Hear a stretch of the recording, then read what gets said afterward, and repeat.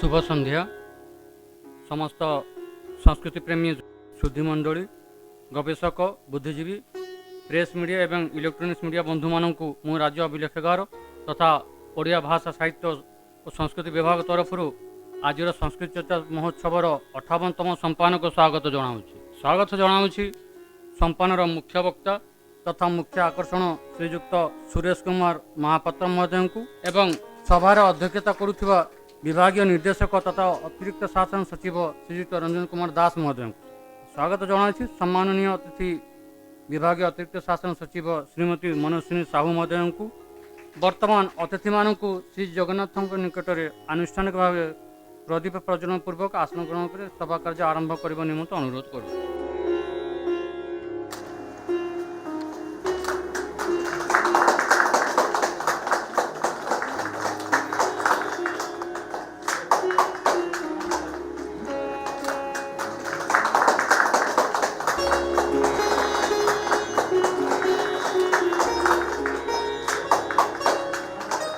मुख्य वक्ता महोदय को राज्य अभिलेखागार तरफ पुष्पचार एवं स्मृति फलक अर्पण करने निमंते मो सहकर्मी मान अनुरोध करूँ।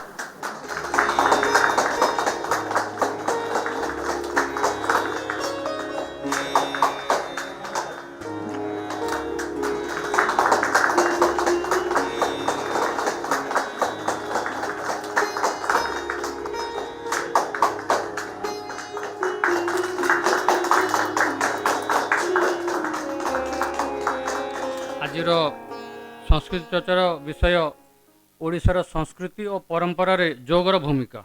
श्रीयुक्त सुरेश चंद्र महापात्र महोदय कटक जिला स्थित चिगिरिया ब्लॉक रे थिबा गोपीनाथपुर शासन निर्वासी स्वर्गत नारायण महापात्र तथा स्वर्गत कुमुदिनी महापात्र सुयोग्य संतान। श्रीयुक्त महापात्र बीजेपी कॉलेज स्नातक कृतकार्य होई प्रथमे जनगणना कार्यालय एवं पर 1985 मसीहा ठारू वर्तमान पर्यंत राज्य सरकार इलेक्ट्रोनिक्स एवं सूचना और प्रजुक्ति विद्या कार्यालय उपविभाग अधिकारी भाव कार्यरत। 2004 मसीहा अक्टोबर मासरे भारतीय योग संस्थान मुख्य कार्यालय रोहिणी दिल्ली ठारे योगासन और प्राणायाम विषय उपयुक्त तालीम नेबा पर भुवनेश्वर कटक बरहमपुर केउंझर इत्यादि स्थान मानक जनसाधारण मानू निःशुल्क भाव में योग शिक्षा प्रदान कर आसुछंती। तांकर प्रचेष्टारे वर्तमान ओडिशा रे 188टी निःशुल्क योग केन्द्र परिचालन हेउअछि। आधुना से भारतीय योग संस्थान ओडिशा प्रांतर मुख्य भाव में योग माध्यम जनसाधारण सेवा करुछंती। एही निराभिमान निःशुल्क सेवा पई से राज्य सरकार तथा केंद्र सरकार के विभिन्न अनुष्ठान तरफ सम्मानित होई अछंती। प्रथम अंतर्जातीय योग दिवस उपलक्षे केंद्र सरकार तरफ तत्कालीन केंद्र मंत्री धर्मेंद्र प्रधान द्वारा एवं 2018 अंतर्जातीय योग दिवस रे तत्कालीन भुवनेश्वर सांसदों द्वारा से तांकर सेवा मनोवृत्ति पर सम्मानित होइछंती। ओडिशा तथा देश और विदेश रे बहुत स्थान भ्रमण करी से जनसाधारण को निःशुल्क योग शिक्षा प्रदान करिछंती। एपरिकी सुदूर ताइवान रे मध्य से योग शिक्षा प्रदान करने सहित सेठा योग तालीम केन्द्र परिचालन करिसेंती। कोरोना समय विभिन्न गणमाध्यम तथा कलिंग टीवी प्रार्थना दूरदर्शन और आकाशवाणी लोक मानक योग माध्यम सचेतनता प्रदान करिसेंती। श्रीयुक्त महापात्र द्वारा प्रार्थना चैनल रे योग प्राणायाम कार्यक्रम बहुजन आदृत होई अछि। आज आम गहणे तांको पाई धन्य मन करुछु। मु श्रीयुक्त महापात्र को ए संपादन को स्वागत करुछु। वर्तमान मु निर्देशक तथा अतिरिक्त शासन सचिव महोदय को कार्यसभा परिचालन निमंत्रण अनुरोध करुछि। वर्तमान मु अनुरोध करी ओडिया भाषा साहित्य और संस्कृति विभाग अतिरिक्त शासन सचिव श्रीमती मनस्विनी साहू को से वक्तव्य रखिए तापर आम मुख्य वक्तव्य शुणापी जा। आज 58तम संपन्न मंचासीन अतिथि श्रीजुक्त सुरेश कुमार महापात्र महोदय ओडिया भाषा साहित्य और संस्कृति विभाग निर्देशक महोदय श्रीजुक्त रंजन कुमार दास महोदय एवं मंच सम्मुखें उपस्थित समस्त संस्कृति चर्चा प्रेमी सुधीवृंद समस्त को मोर संस्कृति भरा प्रणाम। आज यही ओडिया संस्कृति और परंपरा रे जोग शीर्षक आलोचना क्रम एक मुख्य आकर्षण अटे। जोग अर्थ संजोग करिबा एवं एई संस्कृति चर्चा मध्य जेबरी भाले आमको संजोग करियोछि एठारे से मध्य एक अनन्य अनुभूति एवं सर्वोपरि आम गहन रे जोग साधना रे निरंतर साधना जारी रखिथिबा मुख्य वक्ता को पाई विभाग धन्य मन करुछि। मु समस्त को स्वागत करुछि एवं स्वल्प वक्तव्य माध्यम रे एतिकी कहिबाकू चाहे जे ओडिया संस्कृति एवं परंपरा रे विभिन्न प्रकारर आमर जो परंपरा रही एवं सूर्योदय टू आरंभ करी निद्रा जीवा पर्यंत जेते जेते आमर कर्म और कर्तव्य संपादना होता है ताहा जोग बा संजोगर एक उदाहरण। आपण मन को प्राण सहित संजोग करने को मध्य एक जोग कहा जाए एवं आत्मा को परमात्मा सहित जोग करने भी एक क्रिया एवं ओडिया संस्कृति तार आराध्य देवता को जेबरी भावे मन मंदिर रे उपवेशन कराई आत्मा सह परमात्मा को संजोग करे एवं सकाळु उठिबा मात्रे आम परंपरा रे जेभली सूर्य नारायण को नमस्कार करा जाए एवं भूमि स्पर्श करिकी प्रणिपात करा जाए एवं छोट छोट कथाटू देखिले सधवा नारी माने हुंतु बा आमर ओडिया घरर नारी पुरुष समस्ते स्नानरत होई सारी जेभली भावरे वृंदावती को प्रणाम करथांदी से मध्य एक जोगसूत्रर उदाहरण एवं सर्वोपरि हाथ जोड़ी नमस्कार करिबा तार मध्य एक तत्व। जोग हेउची एक तत्व ता भितरे गुड़ निहित बा रहस्य ताकू अवधारणा करिबा एवं ताकू आलोचना माध्यम रे आमे अधिक आमर चेतना को जागृत करि परिबा। चेतना जागृत नहेले आमे निजे स्वयं कौन कारण छुआ कुआ कुआ करी राब दिए किंतु जो माने संस्कृत रे ज्ञान थिबे से जानी थांदी तार अर्थ होची को अहं माने मु कुआडू को आसिली मु किए तेणु सेही प्रश्न आमे निरंतर समस्ते तो निजକୁ निजे प्रश्न करती नहीं किंतु आमर ओडिया संस्कृति ओडिया जाति प्राण चेतनार एभली भाबरे किछि किछि कर्तव्य एवं किछि किछि नीति नियम को जड़ित करा जाइछि ताहा हेउची जोग पथर पादे मात्र अग्रसर हेबा। तेणु आमे नीतिदिनिया घटना रे जहा जहा सबू नारी हेउ कि पुरुष हेउ से माने प्रत्येकटी कर्म ओडिया जाति प्राण रे आपण देखिबे तले आसनटे पकईकि आमे खाऊ ये आम परंपरा टेबुल चेयर तो पछरे आसीची एवं लिखन पठन सबू कथारे देखिबे स्पर्श एक तत्व हाथ जोड़ी देले केउ केउ अंगुली रे केउ केउ देवता बा केउ केउ सबू आमर तत्व निहित थाए ताहा साधारण लोक बुझी पारंती नहीं ताहा ई आलोचना माध्यम रे पठन शिक्षण माध्यम रे ताकू उत्तरोत्तर स्तर को नबा होउची आमर ओडिया भाषा साहित्य और संस्कृति विभागर धर्म।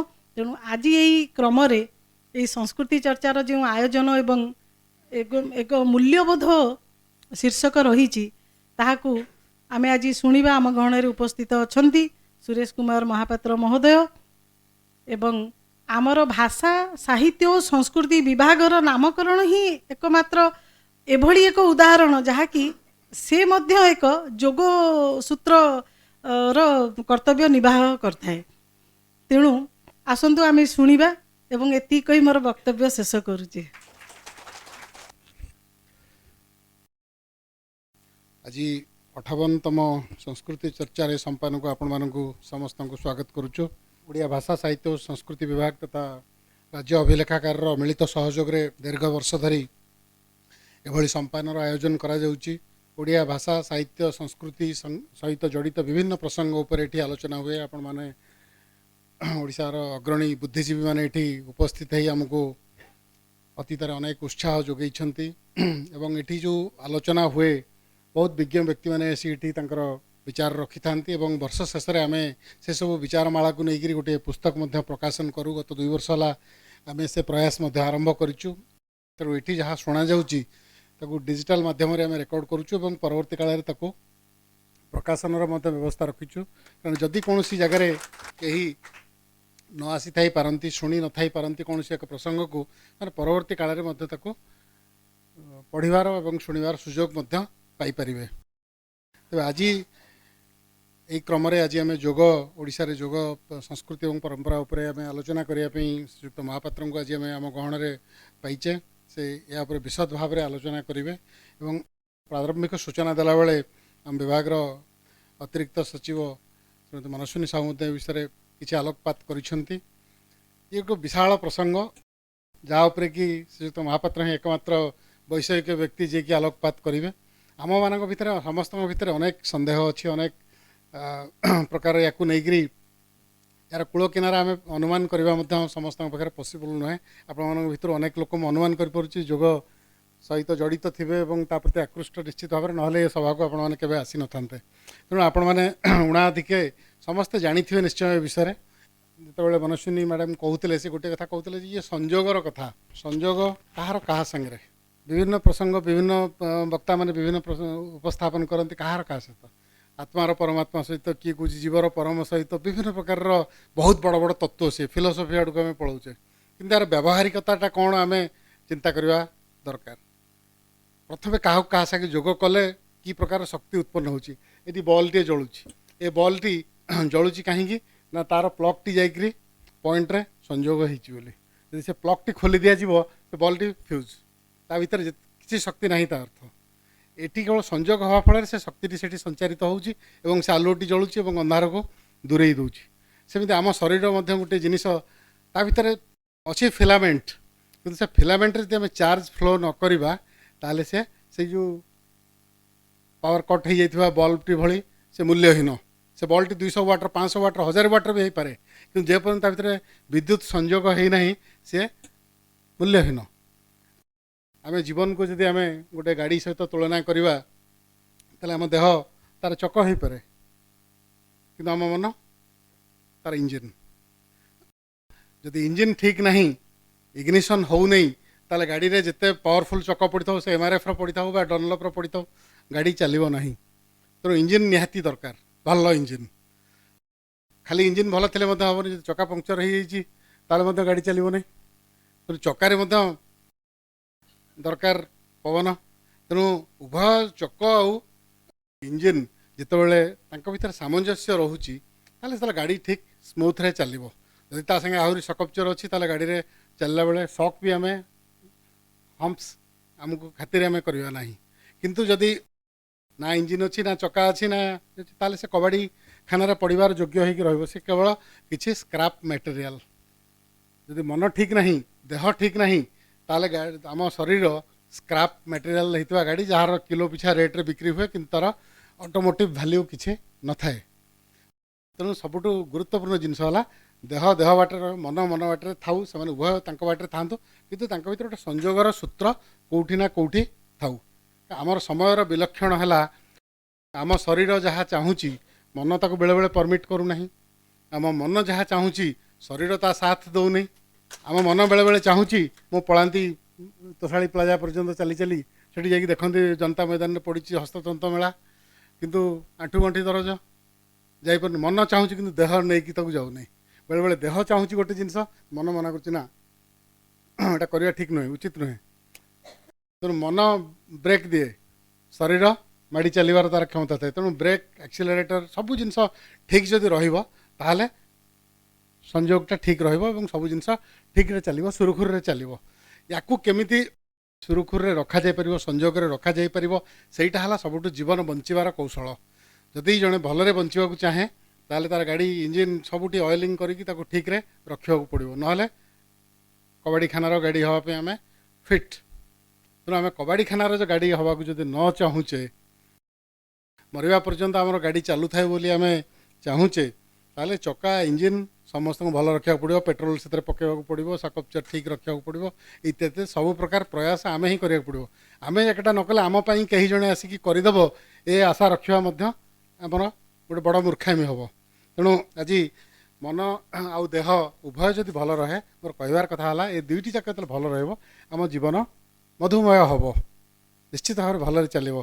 तेणु आसतु आज संपान ये मधुसंधान जो पर्व आज आम ये आयोजन करूँ ता भितर सुखी जीवन मंत्र खोजार किसी सूत्र आमको आज वक्ता श्रीयुक्त महापात्र देवे आम से ग्रहण करवा जहाँ वक्तव्य से रखिए जहाँ वक्तव्य आकार आनी से गोटे कागज प्रिंट करके आनी से आपको बांटापी चाहते मुझे बर्तमान कागज दबा नहीं कारण कागज देते समस्त कागज पढ़े कहीं वक्तव्य शुणे नहीं। तेणु कागज दिज्व घरे जाकि पढ़ी प्रैक्टिस करेंगे এইটি কেবল শুଣିবে এবং সেটি যাই ঘরে যাই প্র্যাকটিস করিবে। পুଣି ଥରେ ଆପଣମାନେ ସମସ୍ତେ ଏ ଉତ୍ସବରେ ଯୋଗ ଦେଇଥିବାରୁ ଧନ୍ୟବାଦ। ବର୍ତ୍ତମାନ ମୁଁ ଅନୁରୋଧ କରିବି ଆଜିର ବକ୍ତା ଶ୍ରୀଯୁକ୍ତ ମହାପାତ୍ରଙ୍କୁ ସେ ତାଙ୍କର ବକ୍ତବ୍ୟ ଉପସ୍ଥାପନ କରିବେ। नीलाचल निवासाय नित्याय परमात्मने बलभद्र सुभद्राभ्यं जगन्नाथाय ते नमः। जय जगन्नाथ। आजिर 58तम संस्कृति सम्पान उपस्थित थिबा सम्माननीय श्रीयुक्त रंजन कुमार दास महोदय, निर्देशक तथा अतिरिक्त शासन सचिव, ओडिशा भाषा साहित्य और संस्कृति विभाग, सम्माननीय श्रीमती मनस्विनी साहू, अतिरिक्त शासन सचिव तथा ओडिया भाषा साहित्य और संस्कृति विभाग, डॉक्टर शेख सलेमान अली महोदय जे कि अच्छा ओडिशा राज्य अभिलेखागार अधीक्षक एवं उपस्थित समस्त महान शिक्षाविद, जोग विशारद, मोर प्रिय बंधुगण, आज मते 58तम संस्कृति चर्चा सम्पान अतिथि भाव में मनोनीत करिथिबारु एवं ओडिशार संस्कृति और परंपरा रे जोगर भूमिका विषय रे जत्किंचित उपस्थापन करिया पई सुजोग प्रदान करिथिबारु मु ओडिया भाषा साहित्य और संस्कृति विभाग तथा राज्य अभिलेखागार रे थिबा समस्त अधिकारी माननकु मोर कृतज्ञता जनाई आजिर वक्तव्य आरंभ करुअछि। उत्कलीय हिंदू दर्शन एवं धर्म परंपरा रे योगाभ्यासर समस्त विधि विधान केउ आदिम जुगरु प्रचलित होई आसुअछि ताहा आमे निर्णय करिबा सहज साध्य नुहे। सेही जोगर विधि विधान परंपरा को जो माने निष्ठा और पवित्र भाव में पालन करि आछंती सेही माने सर्वश्रेष्ठ महापुरुष, सन्यासी बा उत्तम साधक हिसाब रे परिगणित होई आछंती।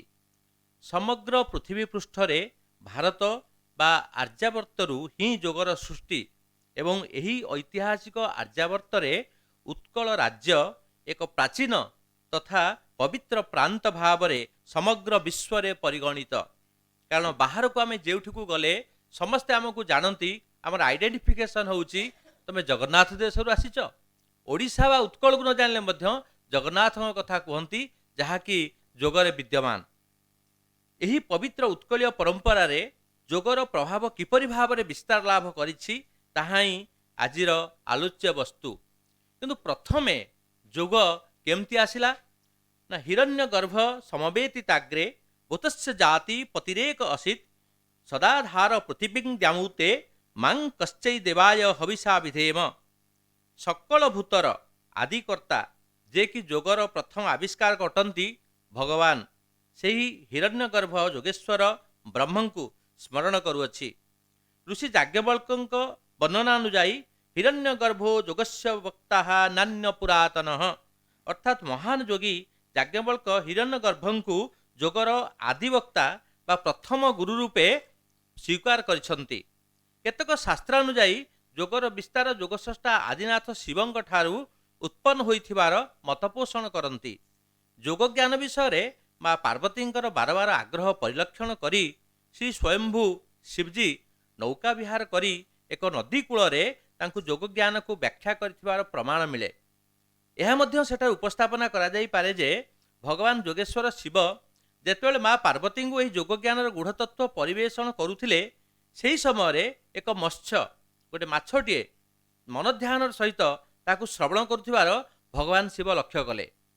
तो मत्स्यटी जानिपारी ईश्वर शरणागत हेले एवं तांकु ईश्वर दयाकरी शिव महाराज तांकु मानव जन्म रूप रे गोटे मानव जन्म धारण करिवार तांकु क्षमता प्रदान कले एवं परवर्ती समय रे सेही ऋषि मत्स्येन्द्रनाथ नाम रे परिगणित हेले एवं जहाँक नाम रे मत्स्येन्द्रासन बोली आमे समस्त को अभ्यास करूछु। तथापि एटा देखा जाय इतिहास रु जे 2700 बीसी जोगर प्रारंभ होइथिला। श्रीमद् भगवद्गीतार चतुर्थ अध्याय रे प्रारंभिक श्लोक रे भगवान मुखनिसृत बाणी रे कहिसंती इमं विवस्वते जोगम प्रोक्तवान हमव्ययम विवस्वान मानवे प्राह मनुरीक्षा कुगे ब्रवीत। अर्थात श्रीमद् भगवान श्रीकृष्ण अर्जुन को कहले से केवल चतुर्थ अध्याय कहना जो आप भगवद्गीता देखुंती 18 अध्याय केवल जोग लेखाई आरंभ होती विषाद रु अर्जुन विषाद जोग आरंभ होती ଏବଂ ମୁଖ୍ୟ ଯୋଗରେ ଶେଷ ହୋଇଛି ଯେଉଁ ଅଷ୍ଟାଦଶ ଅଧ୍ୟାୟ ସେଗୁଡ଼ିକ ସବୁ ଯୋଗ ଲେଖା ହେଇଛି। ବିଷାଦ ଯୋଗ, ସାଂଖ୍ୟ ଯୋଗ, ଭକ୍ତି ଯୋଗ, କର୍ମ ଯୋଗ, ଜ୍ଞାନ ଯୋଗ, ବିଶ୍ୱରୂପ ଦର୍ଶନ ଯୋଗ ଏବଂ ଶେଷରେ ମୋକ୍ଷ ଯୋଗ। ତେଣୁ ଭଗବାନ ଅର୍ଜୁନକୁ କେବଳ 18 ଅଧ୍ୟାୟ ଯୋଗ ବିଷୟ ନେଇ ବର୍ଣ୍ଣନା କରିକି କହିଛନ୍ତି। ତେଣୁ ସେଠି ଭଗବାନ କହିଛନ୍ତି ଅର୍ଜୁନକୁ କହିଲେ ଯେ ମୁଁ ଅବିନାଶୀ ଯୋଗ ପ୍ରଥମେ ସୂର୍ଯ୍ୟଙ୍କୁ କହିଥିଲି। ସୂର୍ଯ୍ୟ ନିଜର ପୁତ୍ର ବିବସ୍ୱତ ମନୁକୁ ଏବଂ ତାପରେ ଏଇଟାକୁ ଅବଗତ କରାଇଲା ପରେ ମନୁ ଇକ୍ଷ୍ୱାକୁ କହିବା ପରେ ପରମ୍ପରା କ୍ରମେ ରାଜା ଜନକ ଓ ଅନ୍ୟମାନେ ଏହି ଯୋଗକୁ ଅବଗତ ହୋଇଥିଲେ। ଉତ୍କଳୀୟ ପରମ୍ପରାରେ ଯୋଗର ନିଦର୍ଶନ ପ୍ରକାଶ ହୋଇଥାଏ। ଆପଣମାନେ ଦେଖିଥିବେ ଟିକେ ଆଗରୁ ମ୍ୟାଡ଼ାମ୍ କହୁଥିଲେ ଯେତେ ଗୁଡ଼ିଏ ବ୍ରତ ଅଛି, ଯେଉଁ ଉପବାସ ଅଛି, ଯେଉଁ ଆମେ ପାରାୟଣ କରୁଛେ ବା ଯେତେ ଗୁଡ଼ିଏ ଭଗବତ ଚେତନା ଆମେ କରୁଛେ ଉତ୍କଳରେ, ସେଗୁଡ଼ିକ ସମସ୍ତ ଭକ୍ତି ଯୋଗ ସହିତ ତୁଳନା କରାଯାଇପାରେ।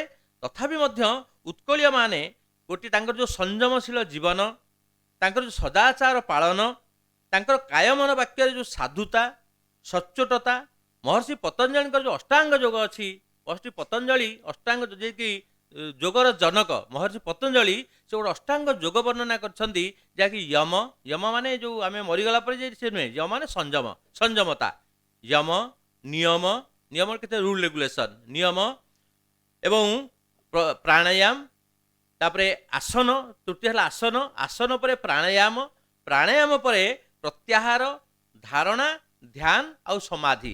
ଏଠି 8ଟି ଅଙ୍ଗ। এই 8ଟି ଅଙ୍ଗରୁ ଯଦି ଆମେ ଆଲୋଚନା କରିବାକୁ ଯିବା ତାହେଲେ ପ୍ରଥମ ଅଙ୍ଗ ହେଉଛି ୟମ। ୟମ ମାନେ ସଂଯମତା ଅବଲମ୍ବନ କରିବା। କେଉଁଥିରେ ନା ତାର 4ଟି ଉପାଙ୍ଗ ଅଛି। ସେ ଉପାଙ୍ଗ 4ଟି ହେଉଛି ଅହିଂସା, ସତ୍ୟ, ଅସ୍ତେୟ, ବ୍ରହ୍ମଚର୍ଯ୍ୟ ଏବଂ ଅପରିଗ୍ରହ। ଅହିଂସା ଆପଣ ଜାଣିଛନ୍ତି ମହାତ୍ମା ଗାନ୍ଧୀ ଅହିଂସାର ପୂଜାରୀ ଥିଲେ। ନିଜେ ଉତ୍କଳମଣି ଗୋପବନ୍ଧୁ ମଧ୍ୟ ଏହି ଅଷ୍ଟାଙ୍ଗ ଯୋଗ ଭିତରେ ଯେଉଁ ୟମ ନିୟମକୁ ପୁରାପୁରି ପାଳନ କରୁଥିଲେ। ତେଣୁ ଉତ୍କଳମଣି ଗୋପବନ୍ଧୁ ଓଡ଼ିଶାର ଲୋକ ହେଇଥିଲେ ମଧ୍ୟ ସିଏ ଜଣେ ମହାନ ଯୋଗୀ ଥିଲେ ଏବଂ ସେ ତାଙ୍କର ଜୀବନଟା ପୁରା ଯୋଗ ହିସାବରେ ପାଳନ କରିଛନ୍ତି। ତ ଅହିଂସା, ସତ୍ୟ, ଅସ୍ତେୟ ମାନେ ଚୋରି ନ କରିବା, କାହାର ବିନା ପରମିଶନରେ କିଛି ନ ନେଇଯିବା। ଅହିଂସା, ସତ୍ୟ, ଅସ୍ତେୟ, ବ୍ରହ୍ମଚର୍ଯ୍ୟ ମାନେ କାୟମନ ବାକ୍ୟରେ ନିଜର ଶକ୍ତିକୁ ଅପଚୟ ନ କରିବା, ତାକୁ ଧାରଣ କରିବା ଏବଂ ଅପରିଗ୍ରହ। ଅହିଂସା, ସତ୍ୟ, ଅସ୍ତେୟ, ବ୍ରହ୍ମଚର୍ଯ୍ୟ ଆଉ ଅପରିଗ୍ରହ ମାନେ ଯେତିକି ଆବଶ୍ୟକ ସେତିକି ରଖିବା। ଆପଣ ଦେଖନ୍ତୁ ମହାତ୍ମା ଗାନ୍ଧୀ କୁହନ୍ତୁ, ଗୋପବନ୍ଧୁ କୁହନ୍ତୁ, ଏମାନେ ତାଙ୍କ ଜୀବନରେ ମିନିମମ୍ ଜିନିଷ ବ୍ୟବହାର କରୁଥିଲେ। ଆମେ ବର୍ତ୍ତମାନ ଚାହୁଁଛେ ଆହୁରି ଆମର ୱାନ୍ସ ଅନଲିମିଟେଡ୍ ଆମର, କିନ୍ତୁ ତାଙ୍କର ୱାନ୍ସ ଲିମିଟେଡ୍ ଥିଲା ଏବଂ ସେମାନେ ଯଦି ତାଙ୍କ ପାଖରେ ଅଧିକ କିଛି ହେଲା ସେ ଜନସାଧାରଣ ପାଇଁ ଦେଇ ଦେଉଥିଲେ। ସେଇଟା ହେଲା ତାଙ୍କର ଅପରିଗ୍ରହ, ଆବଶ୍ୟକ ଅନୁସାରେ ଜିନିଷ ରଖିବା। ତେଣୁ ଅହିଂସା, ସତ୍ୟ, ଅସ୍ତେୟ, ବ୍ରହ୍ମଚର୍ଯ୍ୟ, ଅପରିଗ୍ରହ ହେଉଛି ୟମର 4ଟି ଉପାଙ୍ଗ ଏବଂ ନିୟମର 4ଟି ଉପାଙ୍ଗ ହେଉଛି ଶୌଚ, ସନ୍ତୋଷ, ତପ, ସ୍ୱାଧ୍ୟାୟ ଆଉ ଈଶ୍ୱର ପ୍ରଣିଧାନ। ତେଣୁ ଆମେ ଯେଉଁ ଶୌଚ ବର୍ତ୍ତମାନ ଦେଖନ୍ତୁ ସ୍ୱଚ୍ଛତା ଅଭିଯାନ ଯେଉଁ କରାଯାଉଛି ସେଟା ଖାଲି ନାମକୁ ମାତ୍ର କରାଯାଉଛି, କିନ୍ତୁ ଆମେ ଯଦି ଶୌଚ ମାନେ ଉଭୟ ବାହିକ ସ୍ତରରେ ଏବଂ ଆଭ୍ୟନ୍ତର ସ୍ତରରେ ଆମେ ଯଦି ନିଜକୁ ପିଓରିଫାଏ ନ କରିବା ତାହେଲେ କିଛି ମୂଲ୍ୟ ନାହିଁ ସେ ଶୌଚର। ଆମେ ଖାଲି ଘର ପରିଷ୍କାର କରିଦେଲେ ହେବନି, ମନକୁ ପରିଷ୍କାର କରିବାର ଅଛି। ଆମେ ବାହାରେ ସୁନ୍ଦର ପୋଷାକ ପିନ୍ଧଛେ, ଯେମିତି କହନ୍ତି କଥାରେ ଅଛି ମୁହଁରେ ରାମ ନାମ ପଛରେ ଚୋରି କାମ, ସେଇଟା ହେଲେ ହେବନି। ସେମିତି ଆମେ ମୁହଁରେ ଯାହା କହୁଛେ ତାକୁ କାର୍ଯ୍ୟରେ ଠିକ୍ ଭାବେ ପରିଣତ କରିବା ହେଉଛି ପ୍ରକୃତ ଶୌଚ। ତେଣୁ ବାହ୍ୟ ଭାବରେ ଏବଂ ଆଭ୍ୟନ୍ତରିକ ଭାବରେ ନିଜକୁ ପରିଷ୍କାର ରଖିବା, ସ୍ୱଚ୍ଛ ରଖିବା ହେଉଛି ପ୍ରକୃତ ଶୌଚ। ଏବଂ ସନ୍ତୋଷ ହେଲା ଈଶ୍ୱର ଆମକୁ ଯାହା ବି ଦେଇଛନ୍ତି ସେଥିରେ ଆମେ ସାଟିସ୍ଫାଏଡ୍ ହେବା, ସନ୍ତୋଷ ପ୍ରଦାନ କରିବା, ସେଥିରେ ଆମେ ଖୁସି ରହିବା, ସେଇଟା ହେଉଛି ଆମର ସନ୍ତୋଷ। ଯଦି ଆମର ୱାନ୍ସ ଅନଲିମିଟେଡ୍ ହେଇଯିବ ତାହେଲେ ମନ ଅସନ୍ତୋଷ ଆସିଯିବ। ଆଉ ୱାନ୍ସକୁ ଅନଲିମିଟେଡ୍ କଲେ ଯଦି ମନରେ ଆମର ସନ୍ତୋଷ ଭାବ ଆସିଲା ନାହିଁ, ତାଙ୍କୁ ଦେଖିଲେ ତାଙ୍କର କାର୍ ଅଛି ମୋର ନାହିଁ, ତାହେଲେ ଆମେ ନିଶ୍ଚିତ ଭାବେ ଚୋରି କରିବାକୁ ଆମେ ଯିବା ବା କୌଣସି ଖରାପ କାର୍ଯ୍ୟ କରିକି ଆମେ ତାଙ୍କ ସହିତ ସମତୁଲ ହେବା ପାଇଁ ଚେଷ୍ଟା କରିବା। ତେଣୁ ସେଥିପାଇଁ ଅହିଂସା, ଶୌଚ ଏବଂ ସନ୍ତୋଷ ଏଇ 2ଟି ନିହାତି ଯେଉଁମାନେ ବ୍ୟବହାର କରୁଛନ୍ତି ସେମାନେ ପ୍ରକୃତ ଯୋଗୀ। ପ୍ରକୃତ ଯୋଗୀ ଜଣେ ଏଗୁଡ଼ିକ ନିଶ୍ଚିତ ଭାବରେ ତାଙ୍କର ଜୀବନଶୈଳୀରେ ତାଙ୍କର କାର୍ଯ୍ୟକ୍ଷମ କରିପାରୁଥିବେ। ତେଣୁ ଶୌଚ, ସନ୍ତୋଷ ପରେ ସ୍ୱାଧ୍ୟାୟ। ସ୍ୱାଧ୍ୟାୟ ମାନେ ପ୍ରତିଦିନ ଆପଣ କିଛି ନା କିଛି ପଢ଼ିବା ଦରକାର। ଭାରତୀୟ ସଂସ୍କୃତି ନୁହେଁ, ଓଡ଼ିଶାର ସଂସ୍କୃତିରେ ଏତେ ଜିନିଷ ଅଛି, ଯେମିତି ଶ୍ରୀମଦ୍ ଭାଗବତ, ଆମର 12ଟି ଅଧ୍ୟାୟ ଶ୍ରୀମଦ୍ ଭାଗବତ ଅଛି, ଯାହାକି ମୁଁ ପରବର୍ତ୍ତୀ ସମୟରେ ଆପଣମାନଙ୍କୁ ଆଜି ଜଣେଇବି ସେଥିରେ କେମିତି ଯୋଗ ବିଷୟରେ ବିଶଦ ଭାବରେ ବର୍ଣ୍ଣନା କରାଯାଇଛି। ତେଣୁ ତାକୁ ବା ହଉ ରାମାୟଣ ହଉ, ମହାଭାରତ ହଉ, ଗୀତା ହଉ, ଆଜିକାଲି ପିଲାମାନେ ତ ସବୁବେଳେ ଫେସବୁକ୍ ଧରିକି ବସୁଛନ୍ତି, କିନ୍ତୁ ସେଥିରେ ବହୁତ ବିଭିନ୍ନ ପ୍ରକାର ବିକୃତ ଜିନିଷ ସେମାନେ ସବୁ ଦେଖିକି ଆଜି ଯେଉଁ ସମାଜ ବର୍ତ୍ତମାନ ବିକୃତ ହେଇଯାଉଛି। କିନ୍ତୁ ଆମେ ସ୍ୱାଧ୍ୟାୟକୁ କେବେ ଆପଣେଇ ପାରୁନେ।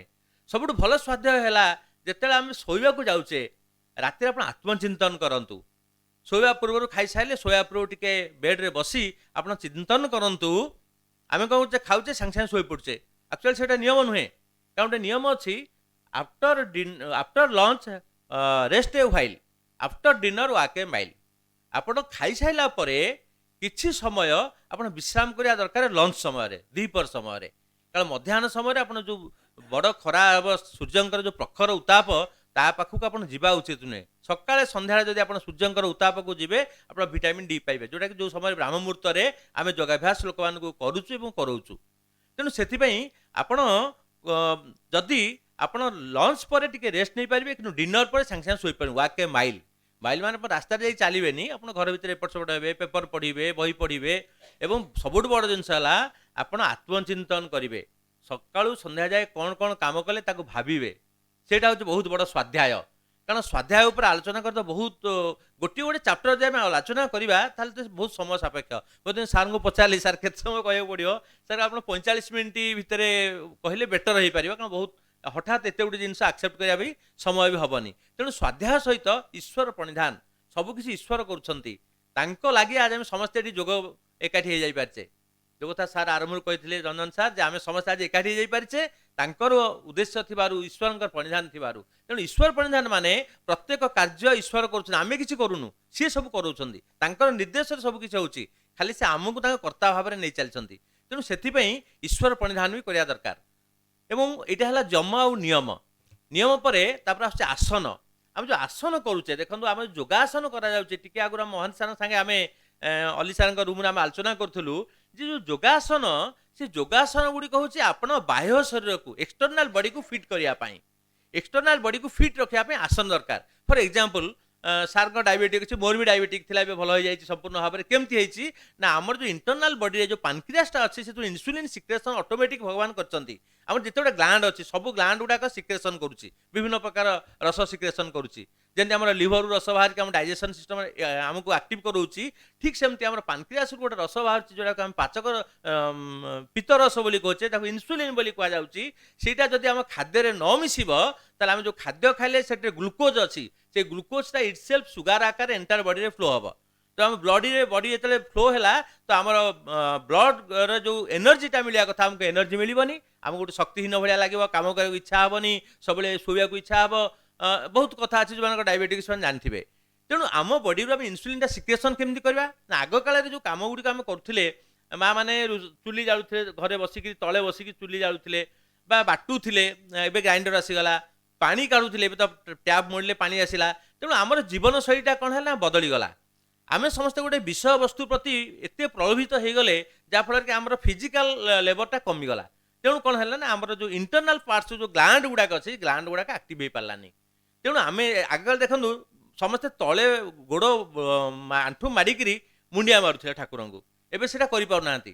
ଆପଣ ଜାଣିଛନ୍ତି, ଅଲି ସାର୍ ତ ଏବେ ବୋଧେ କ'ଣ କାମରେ ବ୍ୟସ୍ତ ଅଛନ୍ତି, ମୁସଲମାନ ଭାଇମାନେ ସେମାନଙ୍କର ସବୁବେଳେ ଗୋଟେ ବଢ଼ିଆ ଆସନ ସେମାନେ କରୁଛନ୍ତି। କ'ଣ କହିଲେ, ନମାଜ ପଢ଼ିଲା ବେଳେ ବଜ୍ରାସନରେ ବସୁଛନ୍ତି, ଆଣ୍ଠେଇ ବସୁଛନ୍ତି ନା ବଜ୍ରାସନ। ତାପରେ ଉପରେ ଠିଆ ହେଉଛି ଆଣ୍ଠୁ ଉପରେ, ତାପରେ ଟିକେ ପଛକୁ ଝୁକୁଛନ୍ତି, ଗୋଟେ ଆଗକୁ ଝୁକୁଛନ୍ତି। ତେଣୁ ପଛକୁ ଝୁକିଟା ହେଲା ଉଷ୍ଟ୍ରାସନ, ଆଗକୁ ଝୁକିଟା ହେଲା ଶଶକାସନ। ତେଣୁ ଏଇ ଯେଉଁ ଆସନ ସେମାନେ କରୁଛନ୍ତି ଯେଉଁ ଟାଇପ୍ର, ସେଇଥିରେ ଆପଣ ପାନକ୍ରିଆସ୍ ନିଶ୍ଚିତ ଆକ୍ଟିଭ୍ ହେବ। ଆଉ ଆପଣଙ୍କର ପାନକ୍ରିଆସ୍ ଯଦି ଆକ୍ଟିଭ୍ ରହିଲା, ଆପଣମାନେ ଜାଣିଛନ୍ତି ଆମମାନଙ୍କ ଅପେକ୍ଷା ମୁସଲମାନ ମାନେ ଡେଲିସିୟସ୍ ଫୁଡ୍ କିଛି ଖାଆନ୍ତି। ସମସ୍ତେ କହନ୍ତି ସେମାନେ ବହୁତ ମାଂସ ଫାଂସ ଖାଆନ୍ତି ବୋଲି, କିନ୍ତୁ ସେମାନଙ୍କର ଡାଇଜେସନ୍ ସହଜରେ ହେଇଯାଏ। ଆପଣ ରେସିଓ ଦେଖନ୍ତୁ, ହିନ୍ଦୁମାନଙ୍କ ଅପେକ୍ଷା ବା ଅନ୍ୟ ଧର୍ମ ଅପେକ୍ଷା ମୁସଲମାନ ମାନଙ୍କର ଡାଇବେଟିକ୍ କମ୍ ଥାଏ। ତା କାରଣ ହେଉଛି ସେମାନେ ପ୍ରତ୍ୟେକ ଦିନ 3 ଥର ନମାଜ ପଢ଼ନ୍ତି। ଯେଉଁଠି ସମୟ ହେଇଗଲା ତାଙ୍କର ନମାଜ, ଭାଇ ଅଛନ୍ତି କି? ଓହ ଥ୍ୟାଙ୍କ ୟୁ। ହଁ 5 ଥର କରନ୍ତି, ଆଚ୍ଛା 5 ଥର, ଭାଇ 5 ଥର କହୁଛନ୍ତି, ହଁ ଠିକ୍। ମୁଁ 3 ଥର ବୋଲି ଜାଣିଥିଲି, ଯାହା ହଉ ଗୋଟେ ରେକ୍ଟିଫାଏ ହେଇଗଲା ମୋର। ତ 5 ଥର ନମାଜ ପଢ଼ନ୍ତି। ଏ ଯେଉଁ 5 ଥର ପଢ଼ନ୍ତି, ତଳେ ବସିବା, ଠିଆ ହେବା, ପୁଣି ଆଗକୁ ଝୁକିବା, ଏଇ ଯେଉଁ ସିଷ୍ଟମଟା, ଏବଂ ଆପଣଙ୍କର ଦେଖନ୍ତୁ ବେକକୁ ଏପଟକୁ ବାଁକୁ ଡାହାଣକୁ ବୁଲେଇବା, ଏଗୁଡ଼ା ସବୁ ଆମେ ଯୋଗରେ ଲୋକଙ୍କୁ ଶିଖାଉଛୁ। ଏଇ ସବୁ ଜିନିଷ ଆମେ ଯୋଗରେ ଲୋକଙ୍କୁ ଶିଖାଉଛୁ, ଯାହାଫଳରେ ଆମ ବଡିଟା ପୁରା ଆକ୍ଟିଭ୍ ରହିବ। ଈଶ୍ୱରଙ୍କ ଦ୍ୱାରା ଦେଖନ୍ତୁ, ସେ ଈଶ୍ୱର ଏମିତି ତିଆରି କରିଦେଇଛନ୍ତି, ତାଙ୍କ କୋରାନରେ ଯେଉଁ ବର୍ଣ୍ଣିତ ଅଛି, ସେ ଅନୁସାରେ ସେ ଯେଉଁ ସିଷ୍ଟମଟା କରୁଛନ୍ତି, ସେଇଟା ହିଁ ହେଉଛି ପାନକ୍ରିଆସକୁ ଆକ୍ଟିଭ୍ କରିବା ପାଇଁ ଗୋଟେ ବଢ଼ିଆ ସିଷ୍ଟମ। ତେଣୁ ଏକ୍ସଟର୍ନାଲ ବଡି କେବଳ ଆସନ ଦ୍ୱାରା ହିଁ ଫିଟ୍ ହେଇପାରିବ, ଆପଣଙ୍କର ପ୍ରାଣାୟାମ ଦ୍ୱାରା ହେଇପାରିବନି। ପ୍ରାଣାୟାମ କଲେ ଆପଣଙ୍କର ପାନକ୍ରିଆସ ଆକ୍ଟିଭ୍ ହେବନି, କି ଗୋଡ଼ଟା ବିନ୍ଧୁଛି ଠିକ୍ ହେବନି, କି ବ୍ୟାକ୍ ପେନ୍ ହେଉଛି ଠିକ୍ ହେଇପାରିବନି, କେବଳ ଆସନ ଦ୍ୱାରା ଠିକ୍ ହେଇପାରିବ। ବହୁତ କଥା ତ ଅଛି ଆଲୋଚନା କରିବା ପାଇଁ, କାରଣ ଆମର ଆଜିର ବିଷୟ ହେଉଛି ଆମର ଓଡ଼ିଶାରେ ମାନେ ଓଡ଼ିଶାର ପରମ୍ପରାରେ ଆମର ଓଡ଼ିଶାର ସଂସ୍କୃତିରେ ଯୋଗର କେମିତି ଅବତାରଣ କରାଯାଇଛି ସେ ବିଷୟରେ ଆଲୋଚନା କରିବା। ତେଣୁ ମୁଁ ଅନ୍ୟ ଆଡ଼କୁ ପଳେଇ ଯାଉଛି ଟିକେ ଟିକେ, ତଥାପି ସମ୍ୟକ ଧାରଣା ଦେଇଦେଉଛି। ପ୍ରାଣାୟାମ କଲେ କ'ଣ ହେବ ନା ଆମର ଇଣ୍ଟରନାଲ ବଡି ଯେଉଁଗୁଡ଼ାକ ଅଛି, ଧରନ୍ତୁ ଆମର ପାନକ୍ରିଆସ୍, ଆପଣଙ୍କର ହାର୍ଟ, ଲଙ୍ଗସ୍, ଏଗୁଡ଼ାକ ସବୁ ଆକ୍ଟିଭ ରହିବ। ପ୍ରାଣ ମାନେ ଯେଉଁ ଜୀବନ ଶକ୍ତି ଯାଉଛି ସେଟା 10ଟା ପ୍ରାଣର ସମାହାର। ପ୍ରାଣ, ବ୍ୟାନ, ଅପାନ, ସମାନ, ଉଦାନ, ଏଇଟା ହେଉଛି 5ଟା ମହା ଉପପ୍ରାଣ ମାନେ ମୁଖ୍ୟ ପ୍ରାଣ, ଆଉ 5ଟା ହେଉଛି ଉପପ୍ରାଣ। ଉପପ୍ରାଣ କ'ଣ ନା ଆମର ନାଗ, କୃମ, କୁକର, ଦେବଦତ୍ତ, ଧନଞ୍ଜୟ, ଏମିତି 10ଟା ପ୍ରାଣ। ଜେନେରାଲ ଲୋକ ଭାବୁଛନ୍ତି କ'ଣ ଆମର ପବନ ଯାଉଛି ଆସୁଛି, କିନ୍ତୁ ଯେଉଁମାନେ ଟିକେ ପାଠ ପଢ଼ିଛନ୍ତି ଜାଣୁଛନ୍ତି ଆମେ ଯେତେବେଳେ ବାହାରକୁ ପବନଟା ଛାଡ଼ୁଛେ ସେଟା ଆମର କାର୍ବନ ଡାଇଅକ୍ସାଇଡ ବାହାରିଗଲା, ଅଙ୍ଗାରକାମ୍ଳ। ଯେତେବେଳେ ଶ୍ୱାସକୁ ଭରିଲେ ସେଟା ଅମ୍ଳଜାନ ଅକ୍ସିଜେନ ଭିତରକୁ ଗଲା। ତେଣୁ ଆମେ କିନ୍ତୁ ମାନେ ଯୋଗ ଲୋକ ସେମାନେ ଜାଣିଛନ୍ତି ଯେ 10ଟା ପ୍ରାଣ। ତେଣୁ ସେଥିପାଇଁ ବ୍ରାହ୍ମଣ୍ୟ ଧର୍ମରେ ଦେଖନ୍ତୁ, ଉତ୍କଳୀୟ ବ୍ରାହ୍ମଣ୍ୟ ଧର୍ମରେ ସେମାନେ ଯେତେବେଳେ ଚଳୁ କରନ୍ତି, ସେଟା ମୁଁ ସମୟକ୍ରମେ ଲେଖିଥିଲି, ଏଥିରେ ଆଗରୁ ସେଇଟା ଆସି କହିଦେଉଛି। ଯେତେବେଳେ ସେମାନେ ଚଳୁ କରନ୍ତି ସେମାନେ କହନ୍ତି ଓଁ ପ୍ରାଣାୟ ସ୍ୱାହା, ବ୍ୟାନାୟ ସ୍ୱାହା, ଅପାନାୟ ସ୍ୱାହା, ଉଦାନାୟ ସ୍ୱାହା, ପଞ୍ଚ ପ୍ରାଣକୁ ଆବାହନ କରନ୍ତି। ଏବଂ ସେଇଟା ହେଉଛି ପଞ୍ଚପ୍ରାଣ। ଆଉ 5ଟା ଉପପ୍ରାଣ ନାଗ, କୃମ, କୁକର, ଦେବଦତ୍ତ, ଧନଞ୍ଜୟ। ଏଇ 10 ପ୍ରାଣର 10ଟି କାମ ଅଛି, ଅଲଗା ଅଲଗା କାମ ତାଙ୍କର ଅଛି। ତେଣୁ ସେ ବିଷୟରେ କେତେ ପୁଣି ସମୟ ହେଲେ ଆପଣମାନେ ଆଲୋଚନା କରିବା। 10 ପ୍ରାଣ ଆମ ଶରୀରରେ କୋଉ କୋଉ ଜାଗାରେ କେମିତି କେମିତି ଆକ୍ଟିଭ କରୁଛନ୍ତି। ତଥାପି ଗୋଟିଏ ପ୍ରାଣର ଉଦାହରଣ ଦେଇଦେଉଛି, ଯେମିତି ଗୋଟେ ଅପାନ ପ୍ରାଣ। ଅପାନ ପ୍ରାଣ କାମ ହେଲା ନାଭିଠୁ ତଳକୁ ଯେତିକି ପାର୍ଟସ୍ ଅଛି ତାକୁ ଆକ୍ଟିଭ ରଖିବା। ତା ନାଭିକୁ ତଳକୁ ଆମର ପାର୍ଟସ୍ ରହିଲା କ'ଣ ନା ଆମର ମଳଦ୍ୱାର, ମୂତ୍ରାଶୟ 2ଟା ରହିଲା, ନିଷ୍କାସନ କ୍ରିୟା ଯେଉଁଟା ସେଇଟା। ଇଭେନ୍ ଇଫ୍ ଯେଉଁ ମା ମାନେ ଛୁଆଙ୍କୁ ଯେଉଁ ଜନ୍ମ ଦିଅନ୍ତି ସେଇଟା ମଧ୍ୟ ଅପାନ ପ୍ରାଣର କାମ। ତେଣୁ ସେଠି ଗୋଟେ ଅପାନ ମୁଦ୍ରା ଅଛି, ମୁଁ ଦେବି ଆପଣମାନଙ୍କୁ ସବୁ ସେ ମୁଦ୍ରା ବିଷୟରେ। ଯଦି ଜଣେ ଝିଅର ବାହା ହେଇସାରିଲା ପରେ ତାର ପିଲାପିଲି ହେବାର ଥିବ ତାହେଲେ ତାକୁ ଯେ ଅପାନ ମୁଦ୍ରା ହେଲା ଅପାନ ବାୟୁ ମୁଦ୍ରା। ଏଇଟା ଦେଖନ୍ତୁ ବାୟୁ ମୁଦ୍ରା, ଏବଂ ଏଇ 2ଟା ଲଗେଇଦେଲେ ଅପାନ ମୁଦ୍ରା। ଏଇଟା ଅପାନ ମୁଦ୍ରା, ଏଇଟା ବାୟୁ ମୁଦ୍ରା, 2ଟା ଅପାନ ବାୟୁ ମୁଦ୍ରା। ଯଦି ଆପଣ ଗୋଟିଏ ବିବାହିତ ଝିଅର ପିଲାପିଲି ହେବାର ଥିବ, ତାର ଫାର୍ଷ୍ଟ ବା ସେକେଣ୍ଡ ମନ୍ଥ ଯଦି ଜାଣିଗଲା ସେ ପ୍ରେଗନେନ୍ସି ଷ୍ଟାର୍ଟ ହେଇଛି, ତ ସେବେଠୁ ସେ ଯଦି ଡେଲି 45 ମିନିଟ୍, ଦିନକୁ 15 ମିନିଟ୍ ଲେଖେ, ଯେଉଁ ଥରକୁ 15 ମିନିଟ୍, 3 ଥର 45 ମିନିଟ୍ ଡେଲି ଅଭ୍ୟାସ କରିବ, ତାର ନିଶ୍ଚିତ ଭାବରେ ସିଜରିଆନ୍ ଅପରେସନରେ ତାର ପିଲା ହେବନି, ନର୍ମାଲ ସେ ଡେଲିଭରି କରିବେ। ଦେଖନ୍ତୁ କେତେ ସହଜ ଜିନିଷ ଏଇଟା ସଂସ୍କୃତିରେ ଆମର ଅଛି ଆମର, କିନ୍ତୁ ଆମେ ଏଇଟାକୁ ଅବତରଣ କରିପାରୁନେ ଜେନେରାଲ ଲୋକଙ୍କ ପାଖରେ, ସାଧାରଣ ଲୋକ ପାଖରେ ପହଞ୍ଚାଇ ପାରୁନେ। ତେଣୁ ସେଥିପାଇଁ ଆଜିର ଯେଉଁ ବ୍ୟବସ୍ଥା କରିଛନ୍ତି ଆମର ସଂସ୍କୃତି ବିଭାଗ, ବହୁତ ବଢ଼ିଆ କାର୍ଯ୍ୟଟିଏ କରିଛନ୍ତି, ଯାହାକି କିଛି ଲୋକଙ୍କୁ ଆମେ ସେ ବିଷୟରେ ଆଜି ଆୱାରନେସ୍ କରିପାରିବା। ତେଣୁ এটা ହେଲା ପ୍ରାଣାୟାମ କଲେ କ'ଣ ହେବ ନା ଆପଣ ପ୍ରାଣ ଆକ୍ଟିଭ ହେବ। ଯେଉଁ 10 ପ୍ରାଣ କହିଲି ସେଟା ଆକ୍ଟିଭ ହେବ, ଯାହାଫଳରେ ଆମେ କାମ କରିବାର ଶକ୍ତି ପାଇପାରିବା। ଏବଂ ବିଭିନ୍ନ ମୁଦ୍ରାରେ ବସିକି ବିଭିନ୍ନ ପ୍ରାଣାୟାମ କରାଯାଏ। ଆମେ ପୁଣି କେତେବେଳେ ଆଲୋଚନା କରିବା। ଆପଣ ଯେଉଁ ମୁଦ୍ରାର ପେପରଟା ଦେବି ଆପଣ ତାକୁ ସବୁ ନେବେ, ପଢ଼ିବେ, ଆଉ ତାକୁ ଜାଣିବେ କେମିତି ଆମେ ପ୍ରାଣକୁ ଆକ୍ଟିଭ କରିପାରିବା ବିଭିନ୍ନ ମୁଦ୍ରା ଦ୍ୱାରା। ତା ସହିତ ଆପଣ ଦେଖନ୍ତୁ ଆମର ପ୍ରତ୍ୟାହାର ମାନେ କିଛି ଛାଡ଼ିବା। ଆମ ମନରେ ଯେଉଁ କାମ, କ୍ରୋଧ, ଲୋଭ, ମୋହ ଅଛି ତାକୁ ଛାଡ଼ିବା। କାରଣ ଯେତେ ମୁନି ଋଷିମାନଙ୍କୁ କୁହନ୍ତି ସେମାନେ ପ୍ରଥମେ ପ୍ରତ୍ୟାହାରକୁ ହିଁ ଆରମ୍ଭ କରିଛନ୍ତି ତାଙ୍କର ସାଧନା। ଯେକୌଣସି ସାଧକ ଯଦି ପ୍ରତ୍ୟାହାରକୁ ଆପଣ ନ ନେଇବ ତାହେଲେ ସେ କେବେ ହେଲେ ତାର ସାଧନାରେ କୃତକାର୍ଯ୍ୟ ହୋଇପାରିବ ନାହିଁ। ତେଣୁ ପ୍ରତ୍ୟାହାର ମାନେ ନିଜ ମନରେ ଯେତେ ଗୁଡ଼ିଏ କାମନା ଅଛି, ଯେତେ ଗୁଡ଼ିଏ ଲୋଭ ଅଛି, ଯେତେ ଗୁଡ଼ିଏ କ୍ରୋଧ ଅଛି, ତାକୁ ପରିତ୍ୟାଗ କରିବା ହେଉଛି ପ୍ରତ୍ୟାହାର। ତେଣୁ ପ୍ରତ୍ୟାହାର ପରେ ଆସୁଛି ଧାରଣା। କୌଣସି ନିର୍ଦ୍ଦିଷ୍ଟ ବସ୍ତୁ ବା କୌଣସି ବିନ୍ଦୁ ବା ଯେମିତି ଆମେ ଧାରଣା କଲେ ଆଖିକୁ ବନ୍ଦ କରିକି ବା ଆମର ନାସାଗ୍ରକୁ ବା ଆମର ଆଜ୍ଞାଚକ୍ର ଯେଉଁ ଅଛି ଧୀବୃବଧ୍ୟର ମଧ୍ୟଭାଗରେ ଆଜ୍ଞାଚକ୍ରକୁ ଆମେ ଲକ୍ଷ୍ୟ ରଖିକି ପ୍ରଥମେ ଆଗ ଆରମ୍ଭ କରିବା ଧାରଣାରୁ। ରେଳ ଧାରଣା ଦେଖିଛନ୍ତି ଆପଣ, ଧାରଣା ଯେଉଁ ଆମେ ଧାରଣା ମାନେ କହିଲେ ରେଳ ଧାରଣାକୁ ଦେଖନ୍ତୁ, ଦୁଇଟି ସମାନ୍ତରିତ ଭାବରେ ଦୁଇଟି ଚାଲିଛି ଧାରଣା, କେତେ ବାଟ ଯେ ଚାଲିଛି ମିଶିନି କେଉଁଠି, ଠିକ୍ ଯେମିତି ସମାନ୍ତର ଭାବରେ ମନକୁ ସ୍ଥିର ରଖିବା ହେଲା ଧାରଣା। ଏବଂ ଧାରଣା ଯେତେବେଳେ ଦୃଢ଼ ହୋଇଯାଏ ତାହା ହୋଇଯାଏ ଧ୍ୟାନ। ଧ୍ୟାନ କଲା ମାନେ ଆପଣ ମନରେ କେବଳ ପଜିଟିଭନେସ୍ ଆସିବ, ନେଗେଟିଭନେସ୍ ଜମା ଆସିବନି। ମୁଁ ଏଇ କାର୍ଯ୍ୟଟା କରିପାରିବି ନାହିଁ ଏମିତି ଚିନ୍ତାଧାରା ଜମା ମନରେ ଆସିବ ନାହିଁ କେବଳ ଧ୍ୟାନ କରିବା ଦ୍ୱାରା।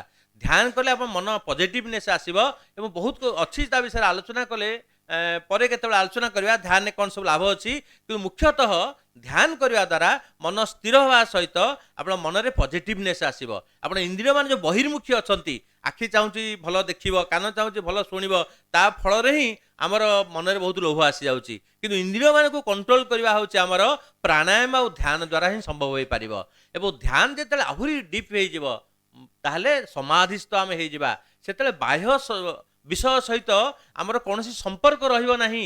एठी किए अछंती कौन चलीची किए कौन कहूची आप देखते बेले बेले आप आखि बंद कर बसवे देखिए से घर भीतर किए आसिक जाइए आप जान नथिबे किए आसी गला बोली तापर से कहबे मुझे जाइए से घर को आपन आसथिल क्या मुझे जानि पालिनी तान आपन हेतले समाधिस्थ अवस्था रे थिले किंतु आमे समाधिस्थ होई परिबा नाही कारण आमे जेहेतु पारिवारिक जीवन यापन करूचे सामाजिक जीवन यापन करूचे तेणु से सब जगार आमर मन स्थिर रही पारे नाही। तेणु मन को स्थिर करने प्रथमे प्राणायाम अभ्यास करने दरकार तापर ध्यान अभ्यास करने दरकार। से आमे समस्त जो साधक साधिका मान को भारतीय योग संस्थान तरफ आम जो शिखौचु से तीनोटी जिन शिखौचु एक्सटर्नाल बॉडी को बाह्य शरीर को ठीक करने आसन इंटरनाल बॉडी को एवं मन को स्थिर करने प्राणायाम एवं मन में पॉजिटिवनेस आसापी आपण सब सकारात्मक चिंताधारा उद्रेक करने आम आपको ध्यान शिखौचु। तीनोटी जिन ही आम समस्त निःशुल्क भाव में सारा ओडिशा जो कथा अलिसार प्रथम पढ़िले बर्तमान 188टा केन्द्र आम ओडिशा करिचु एवं सबु जगार आम लोक मानक निःशुल्क भाव में कंप्लीट फ्री रे गोटे टंका भी नौनु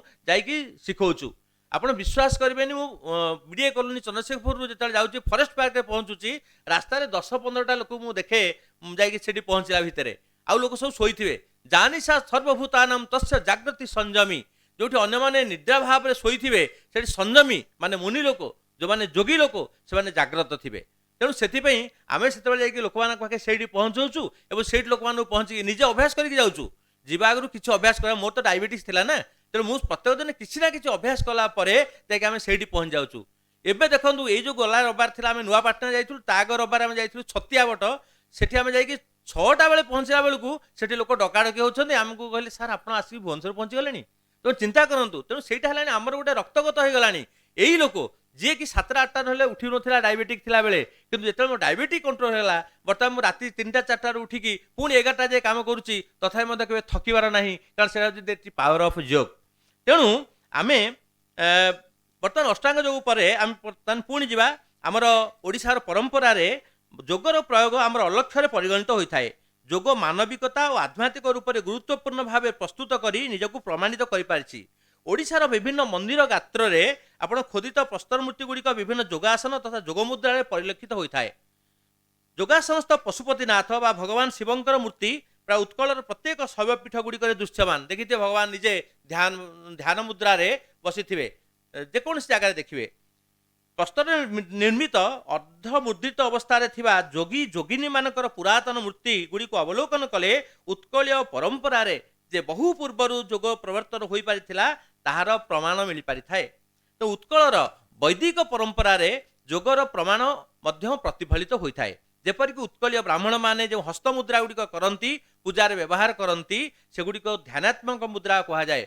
जेपरिक ब्रह्मांजलि मुद्रा जहाँकि साधक बा पूजकर ध्यान करिया बेले बाम हाथर पापुली नाभि उपर रखी ता उपर डाहाण हाथर पापुली रखिला ब्रह्मांजलि मुद्रा होता है। जे प्रभु बुद्ध से मुद्रा रे बसता गोटे हाथ उपर आ गोटे हाथ रखी ध्यानस्थ होकर बसता एटा ब्रह्मांजलि मुद्रा ताहा कले ताहा द्वारा मन शांत होता है मन स्थिर होता है सहित साधक को गभीर ध्यानावस्था को नहीं जाए से ब्रह्मांजलि मुद्रा को ध्यान मुद्रा कह जाए।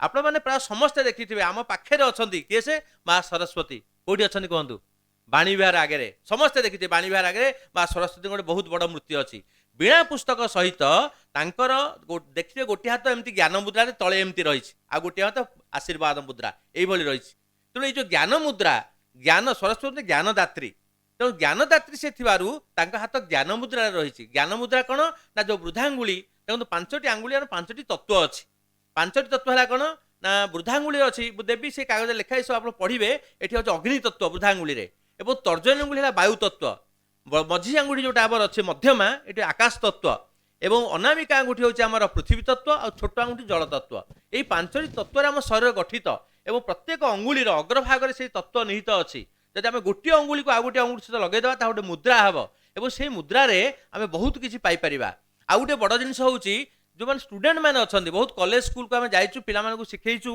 आप सब पिला को ज्ञान मुद्रा मिनिमम डेली 5 मिनिट 10 मिनिट बसातु ज्ञान मुद्रा बसले कौन हम ना जो वृद्धांगुली हूँ आमर बुद्धि एवं तर्जनी हूँ मन। तेणु बुद्धि गोटे पिलार थिले कौन हम जदि मन चगला अच्छी से टीवी देखुची क्रिकेट खेलुची चगला बहुत अच्छी ताहले देखिए से 70-80% मार्क रखिबो केवल 99 मार्क रखा संभव नुहे कारण जेहेतु मन चगला किंतु बुद्धि अच्छी टिके पढ़ले मन रही जाଉଛି କିନ୍ତୁ ସେ मन पढ़ुनी ना ସବୁବେଳେ ଚଗଲା ମନରେ ଅଛି। ଗୋଟେ ପିଲାର ମନ ଅଛି ସେ ଫାର୍ଷ୍ଟ କ୍ଲାସ୍ ପାଇବା ପାଇଁ କିନ୍ତୁ ବୁଦ୍ଧି ନାହିଁ, ତାହେଲେ ତ ଜ୍ଞାନ ଆସିବନି। ତେଣୁ ଉଭୟ ମନ ଆଉ ବୁଦ୍ଧିକୁ ଏକାଠି କଲେ ହିଁ ଆପଣ ଜ୍ଞାନ ଆସିବ। ତେଣୁ ଏଇଟା ହେଉଛି ଜ୍ଞାନ ମୁଦ୍ରା।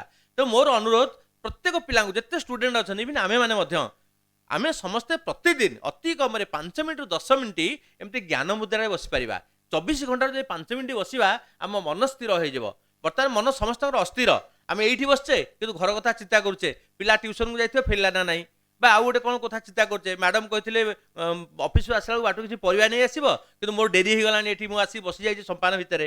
ତେଣୁ ଏଇ ଯେଉଁ ଜିନିଷ ଗୁଡ଼ା ମନରେ ପୁଣି ତାଙ୍କ ପାଇଁ ଗୋଟେ ଆସିଲାଣି ଗଲେ କାଳେ କ'ଣ ପାଟି କରିବେ। ତେଣୁ ଏଇ ଯେଉଁ ଭୟ ମନରେ ଆସୁଛି ସବୁ ଜାଗାରେ ଭୟ, ଛୋଟ ଅଫିସର ବଡ଼ ଅଫିସରଙ୍କୁ ଭୟ, ଏବଂ ବଡ଼ ଅଫିସରଙ୍କର ମନ୍ତ୍ରୀଙ୍କୁ ଭୟ, ମନ୍ତ୍ରୀଙ୍କର ଚିଫ୍ ମିନିଷ୍ଟରଙ୍କୁ ଭୟ, ଚିଫ୍ ମିନିଷ୍ଟରଙ୍କ ଗଭର୍ଣ୍ଣର, ଏମିତି ବିଭିନ୍ନ ଆଡ଼େ ଭୟ ସବୁବେଳେ ଅଛି। କାରଣ ଚାରିଟା ଜିନିଷ ମଣିଷ ଦେହରେ ରହିଛି, ଆହାର, ନିଦ୍ରା, ଭୟ, ମୈଥୁନ। ପ୍ରତ୍ୟେକ ପ୍ରାଣୀଙ୍କ ପାଖରେ ଅଛି। ପ୍ରତ୍ୟେକ ପ୍ରାଣୀ ଯେତେ ପ୍ରାଣୀ ଅଛନ୍ତି କୌଣସି ପ୍ରାଣୀ ଆହାର, ନିଦ୍ରା, ଭୟ, ମୈଥୁନରୁ ବାହାରେ ନୁହନ୍ତି। କିନ୍ତୁ ଆହାର ଦେଖନ୍ତୁ ସମସ୍ତଙ୍କର କଣ୍ଟ୍ରୋଲ, ମଣିଷର ଆହାର କଣ୍ଟ୍ରୋଲ ନାହିଁ, ସେଥିପାଇଁ ଆଜି ଏତେ ରୋଗ। ଏବେ ତ ଅଳ୍ପ ରୋଗ ଆସିଛି ଆଜ୍ଞା, ଆଗକୁ ଯେଉଁ ଆମର ଜେନେରେସନ୍ ଆସୁଛି, ଯେଉଁ ବର୍ତ୍ତମାନ ଯୁବପିଢ଼ି ଅଛନ୍ତି, ଆପଣ ଯାଆନ୍ତୁ ଦେଖିବେ ଗୁପଚୁପ ପାଖରେ କେତେ ପିଲା ଠିଆ ହେଇଥିବେ, ଗଦା ହେଇ ଖାଉଥିବେ।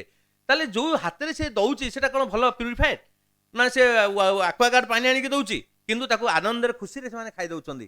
ତେଣୁ ଆମେ ଆମ ପିଲାବେଳେ ସେଇ ଯେଉଁ ଘର ତିଆରି ଖାଦ୍ୟ, ସୁପାଚ୍ୟ ଖାଦ୍ୟ ଖାଇକିରି ଆଜି ଆମକୁ ଟିକେ ଟିକେ ରୋଗ ଆସିଯାଇଛି, କାହାକୁ ଡାଇବେଟିସ୍, କାହାକୁ ବ୍ୟାକ୍ ପେନ୍, କ'ଣ କ'ଣ ଟିକେ ଟିକେ ଆସିଛି। କିନ୍ତୁ ଆଗାମୀ ଯେଉଁ ପିଢ଼ି ଆସୁଛି, ଯେଉଁ କରୋନା ବର୍ତ୍ତମାନ ନୂଆ ରୋଗ ଗୋଟେ ଆସିଗଲା, ୟାପରେ ଆଉ କ'ଣ କ'ଣ ନୂଆ ରୋଗ ଆସିବ ତାପରେ ଆମେ କହିପାରିବାନି।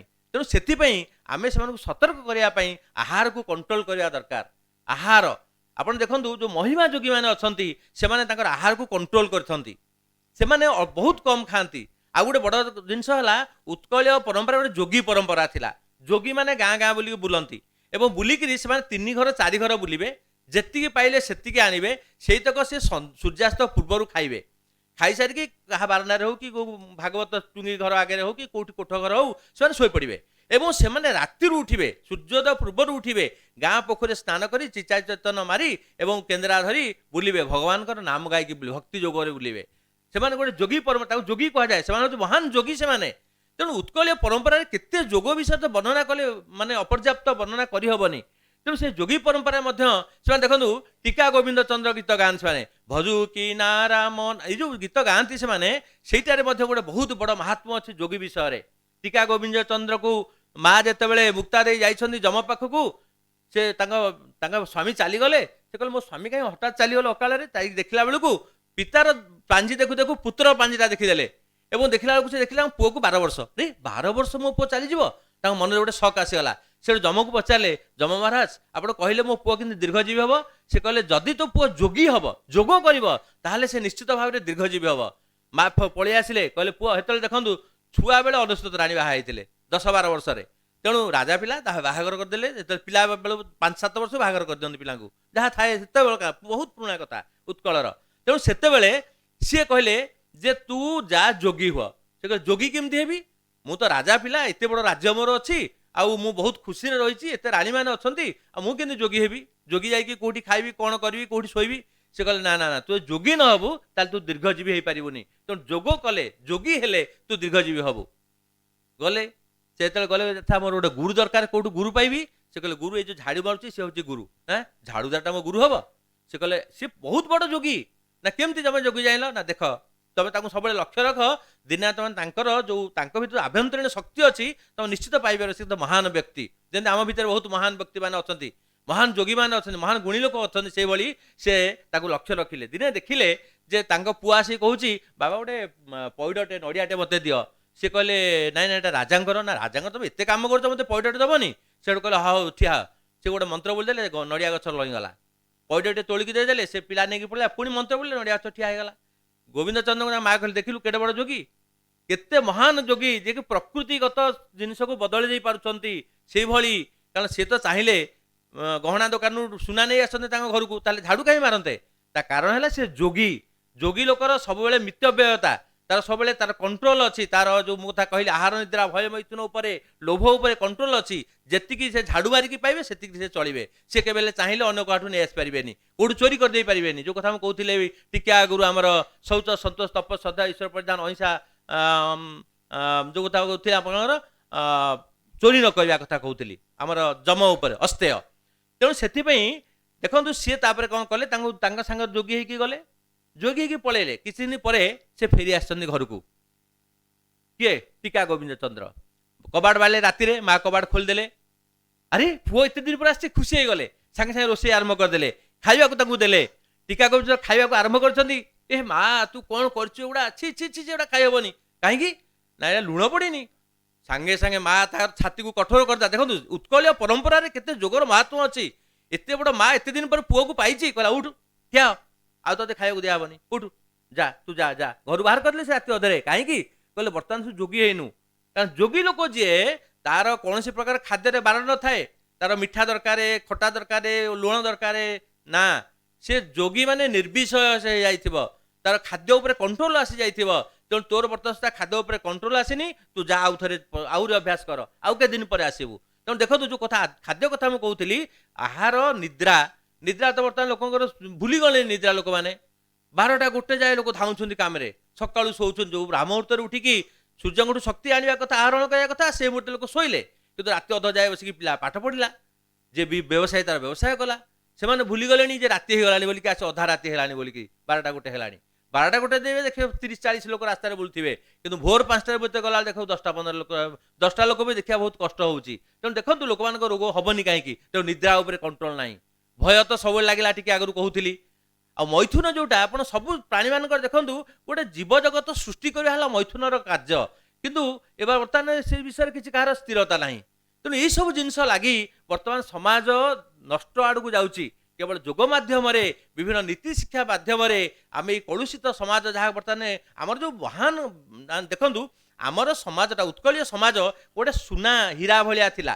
କିନ୍ତୁ କାଳକ୍ରମେ ସେଟା ଏମିତି ବଲ୍, ହୀରା ବଲ୍ ବା ସୁନା ବଲ୍ଟାକୁ ଆପଣ ରାସ୍ତାରେ ଗଡ଼େଇ ଗଡ଼େଇ ଚାଲିବେ, ତାପରେ ଦେଖିବେ କ'ଣ ଲୁହା ବଲ୍ଟେ ବୋଲି କହିବେ, କାରଣ ତା ଦେହରେ ମଇଳା ଲାଗିଯାଇଛି। କିନ୍ତୁ ଯଦି ଆମର କିଛି ବ୍ୟକ୍ତି, କିଛି ବିଜ୍ଞ ବ୍ୟକ୍ତି, କିଛି ଯୋଗୀ ବ୍ୟକ୍ତି, କିଛି ଯେଉଁମାନେ ସମାଜର ସେବା କରୁଛନ୍ତି, ସେମାନେ ଯଦି ଚାହିଁବେ, ତାହେଲେ ଉତ୍କଳୀୟ ପରମ୍ପରାରେ ଯେଉଁ ସୁନାର ବଲ୍ଟା ଆଜି ଆମର ଲୁହା ଭଳିଆ ଦେଖାଯାଉଛି, ତାକୁ ଯଦି ମାର୍ଜିତ କରିବା, ତାହେଲେ ସେ ନିଶ୍ଚିତ ଭାବେ ଆହୁରି ଚିକ୍ ଚିକ୍ ଦେଖାଯିବ ଏବଂ ସୁନ୍ଦର ଭାବରେ ଆମେ ତାକୁ ଆଗକୁ ନେଇପାରିବା। ବର୍ତ୍ତମାନ ଆମେ ଦେଖିବା ଯେ ଆମର ପ୍ରାଚୀନ ସାହିତ୍ୟରେ ଜଗନ୍ନାଥ ଯୋଗନାଥ ରୂପେ ବନ୍ଦିତ। ଜଗନ୍ନାଥ ଚେତନାର ଅଂଶ ରୂପେ ପ୍ରାଚୀନ ତଥା ମଧ୍ୟଯୁଗ ଓଡ଼ିଶାରେ ସାହିତ୍ୟର ସବୁ ଜାଗାରେ ଜଗନ୍ନାଥଙ୍କୁ ସମସ୍ତେ ପ୍ରାଧାନ୍ୟ ଦେଇଛନ୍ତି। ମହାଭାରତରେ ବ୍ୟାସଦେବ କହିଛନ୍ତି, ସମସ୍ତ ସୃଷ୍ଟି ଓ ଯୋଗ ମଧ୍ୟ ଜଗନ୍ନାଥ ମହାପ୍ରଭୁଙ୍କ ଠାରୁ ସଂସାରକୁ ଆସିଅଛି। ଶ୍ରୀ ଜଗନ୍ନାଥ ସ୍ୱାମୀ 16 କଳାର ପ୍ରତୀକ। ଶ୍ରୀ ଜଗନ୍ନାଥ ସବୁବେଳେ ଯୋଗମୂର୍ତ୍ତିରେ ରହିଥାନ୍ତି।